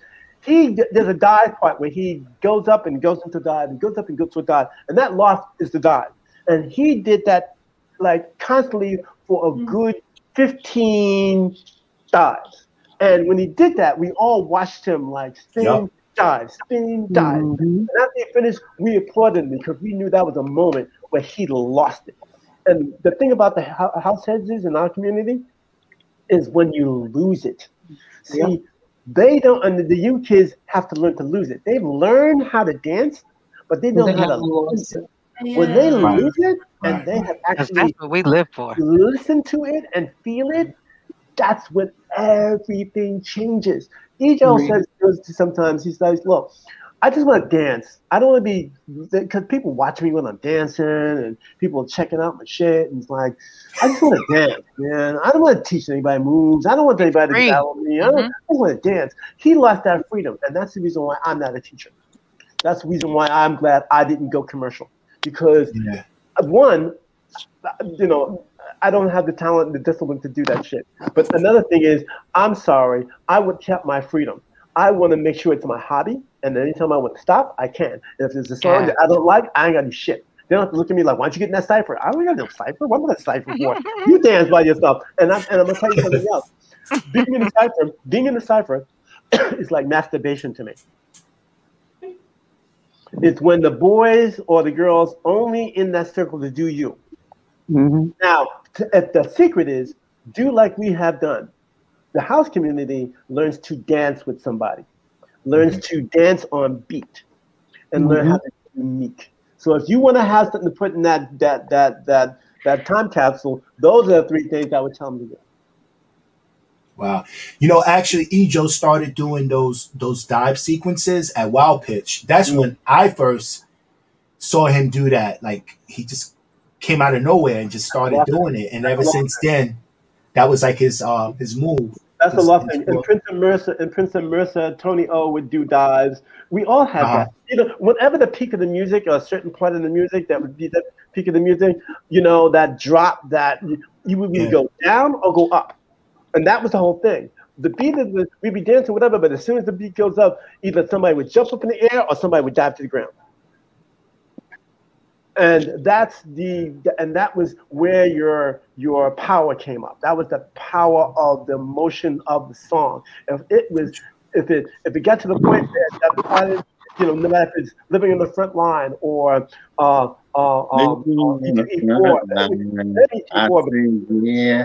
but to get that, what are you saying, Rico? Rico, what you saying? Yeah, I'm listening to you. You just mentioned one of my songs, so I was flashback. And another thing too, we have a flashback. We have flashbacks, and we know how to sing the song. We feel the song. And Rico will tell you this. When we were, but see, that's what I always say, Louis. I've been to the top of the mountain. I know. I don't care what you say or how you tell me or how you came to be or what you went through. I've been to the top of the mountain. And my mountaintop experience is gonna be totally different than yours. But if we both been, we have that commonality. Exactly. We all been in the moon. And I know so many people that wish they could, would, or should get there. They don't understand that feeling. No, they don't. And they have no comprehension of that feeling. Because that's a part that's missing out of the equation that they've ever had to deal with. That's an experience. It's like saying this. If I'm a mother and I meet another mother, I understand what childbirth is. I know about the child still crying at the middle of the night, I can't sleep. I understand the whole idea, what is this shit? Oh, I gotta wipe his ass. I mean, your parent understands that childbirth, I'm giving birth, I'm in pain for hours trying to get a watermelon out my ass. I hear you. You know, the thing is that experience that we all have comes from the experience you have at the place. We happen to have our experience in a club. We happen to be able to recreate that experience, or if you don't find that experience in a club and have a flashback of that experience in a club, which is a happy time. It's not a sad, it's not, I mean, look, the club and the DJ and the experiences we have can make you cry because you couldn't greet your mother. Your happiness, the smile that you haven't done anything like. The sexuality that you want to have as being a woman or being a man to somebody, to be able to open yourself up to be, if you want to be with a man or a woman, whatever you want to do. It is it's something that most people in regular life don't understand, and we were blessed to have it. Yep. Gotcha. And they never will. They never will. Before we close, family, I just want to send some love out to It's Negra. We got Remedy. We got Seth Mel. Remy, go ahead. We got Stacey James checking out the show. V Boone. We have Star Amplified. Bernie Grateful checking out the show. Henry Rodriguez. So and wait. You said Henry. Wait. Stop. You said Henry Rodriguez. Yeah, Henry Rodriguez. Tony Prince Lofter. No, that's my boy. Okay, yes. But I got to give credit to PLO. That's PLO. PLO is Henry. PLO is Henry. Henry's my garage buddy. Are you having a flashback? Yes, we have our moments at the club. I know PLO. That's PLO. Give props to PLO. PLO Perry, Henry, Jude, Rican, Huey, Nick Bone, that's my boys. You know, you having a flashback. Those my boys. Okay, now with Tony Prince Lofter. So I love him. He's truly one of those boys who come with the heart. That's good representation of where they come from. I appreciate that. Stacey James. Yes, he used to do that siren thing. He doesn't say it anymore, but he used to do it. What was that? What's that? He would do the siren. Stacey always did a siren at the loft. Because the siren, and he would do that siren sound, but at the garage, he had a siren. And other people had copied the siren sound because at the garage, you had sounds effects. Like you'd have confetti popping out, which Body and Soul. My favorite part. So we also got This Is Van. This Is Van also has a history too. You know, with dancing back in the day. Yeah. So before we close, do anybody want to ask anything else or want to make an announcement? Have anything they want to share before we go? Yes, I do. We already gave you chances. So wait, Rico, I forgot one more participant. I don't want to leave anybody else. Bad enough. I'll be doing that on Saturday. Not on purpose, family. It's just he has a tendency to do that. Forgive him. Not on purpose. But I have one more thing I'd like to say. Quick. Go ahead. Wait, hold up, Rico. AP for real, 100. Go ahead, House of Scott. Lewis. Go ahead, baby. Go ahead. What's up? Happy birthday, Lewis! Yeah. It's not until the 27th. Happy birthday! Happy birthday! Happy birthday! Lewis, tell me it's the 27th. The 27th. He has the same birthday as Eric. Oh wow! Happy birthday, Louis. Thank you, baby. Yo, thank you. I appreciate it. Luz, when you see Carolyn Victorian, what do you think about? I'll explain. When I first met Carolyn, it's interesting because I had met her in a club, and it was not that long ago. And the first thing I thought was, "Hi, Lori, how are you?" And then I realized something. I'm like, "What? I haven't seen Lori in a long time." And then I realized, and then I thought, Lori's not really responding to me like you usually do, like she knows me.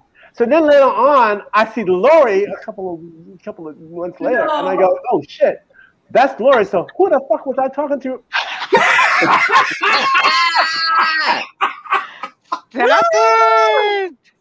Okay. We know the job takes you to. We know, but you can't make rookie mistakes. So I had to apologize, and I realized that I had to go ahead and tell you in person, Carolyn, I'm sorry. I thought you were Lori, and then I realized no, and now I know Carolyn. Wow.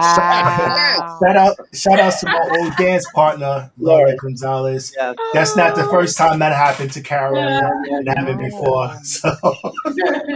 Wow. You look like what the F was that? You could look at your sisters. You have that similar look. Yeah. Really? Yeah. Wow. Except your hair is a little different than hers is whatever. And but the first because club heads, we see them with the energy, but we see that things change, and we don't understand how much a person can change. So when I saw you, I thought Lori changed, and then I realized Lori didn't change. You who you are, Lori who she is, and I just got it all wrong. And we all fit. We all fit. We're family. Fit. Yes. Thank you. Yes. Hugs. Yeah. Hugs.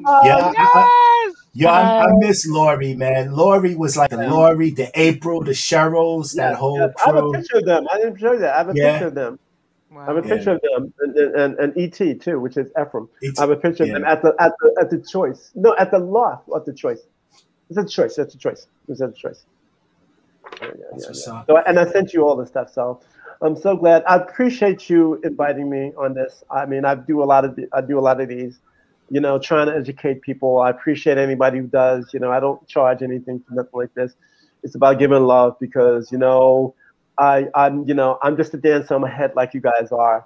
We all have our specialties in what we do. We all have our personalities. We sing, we dance, we skate, we do whatever. And guess what? It's all it makes it who we are. And this is why I love the scene and everything. And as long as I live, my whole idea is to tell the real truth and let everybody understand what it feels like to be one of us. And hopefully I get it right. And if I get it wrong, please correct me. So here's the thing, and Luce, before you came on, I had shared with the team, like, this is our Hollywood. This is us. It's our responsibility to tell our story because no one is calling us, telling us. We don't got Oprah telling us, yo, what's it like? What's it like being a club head? What's it like starting basically with nothing and building where it is, where you have dancers like Janet Jackson, Madonna, and you look at their foundation that came from you all and us. And, we want you to tell your story because there's not many of us left to really tell the story. We're going out like flies. While we're here, we got to get it in while we can. Because shows like this, people are going to see 10, 15 years later from now. Like, oh, wow. You know what? That dude, Luce, he's not only a veteran, he's like my hero. You know what I'm saying? Because your life lives in other dances. That's right. Yeah. That's right. Your life, your dancing gives me life. Your DJing gives me life. Your dancing, but your energy when I see you guys give me life because I realize it's my family. I realize I feel safe. I realize we can connect. This is something that we could do with the rest of the world at our jobs. When we have to go and go to the doctor, when we have to see a lawyer, when we have to get something fixed. If we felt that same love, we'd be a perfect place. That's right. Mm-hmm. Amen. All right, so this is Bliss on the Spot.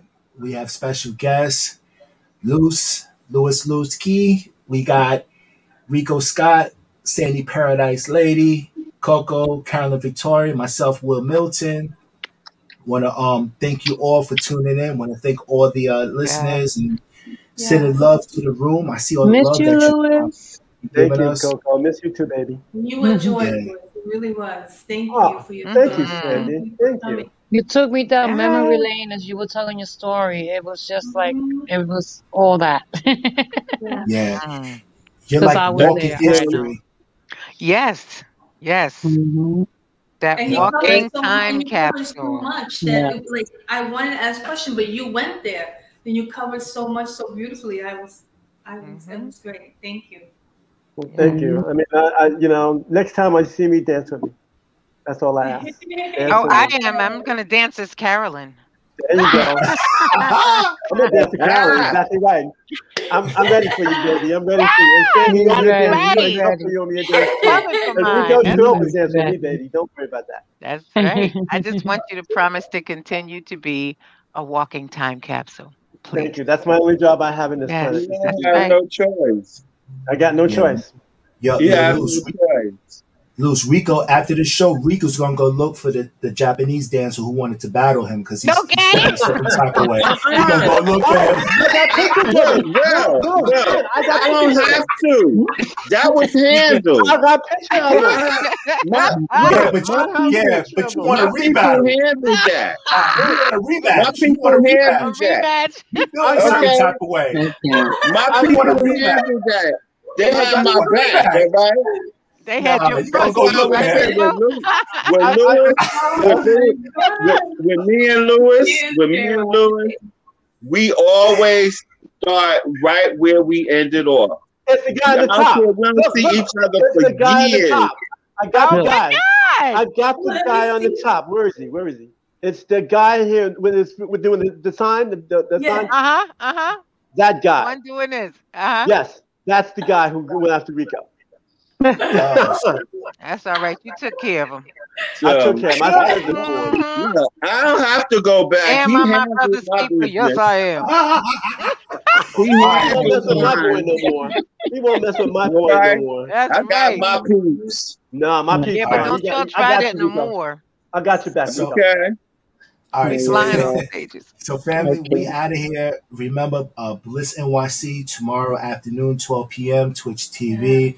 Myself, Will Milton, Ricoh Scott, Coco, Sandy ParadiseLady, and Carolyn Victorian will definitely be in the building. So that's at 12 p.m. Twitch TV. Louis, thanks again. Yo, I love you, man. You've always been there for me.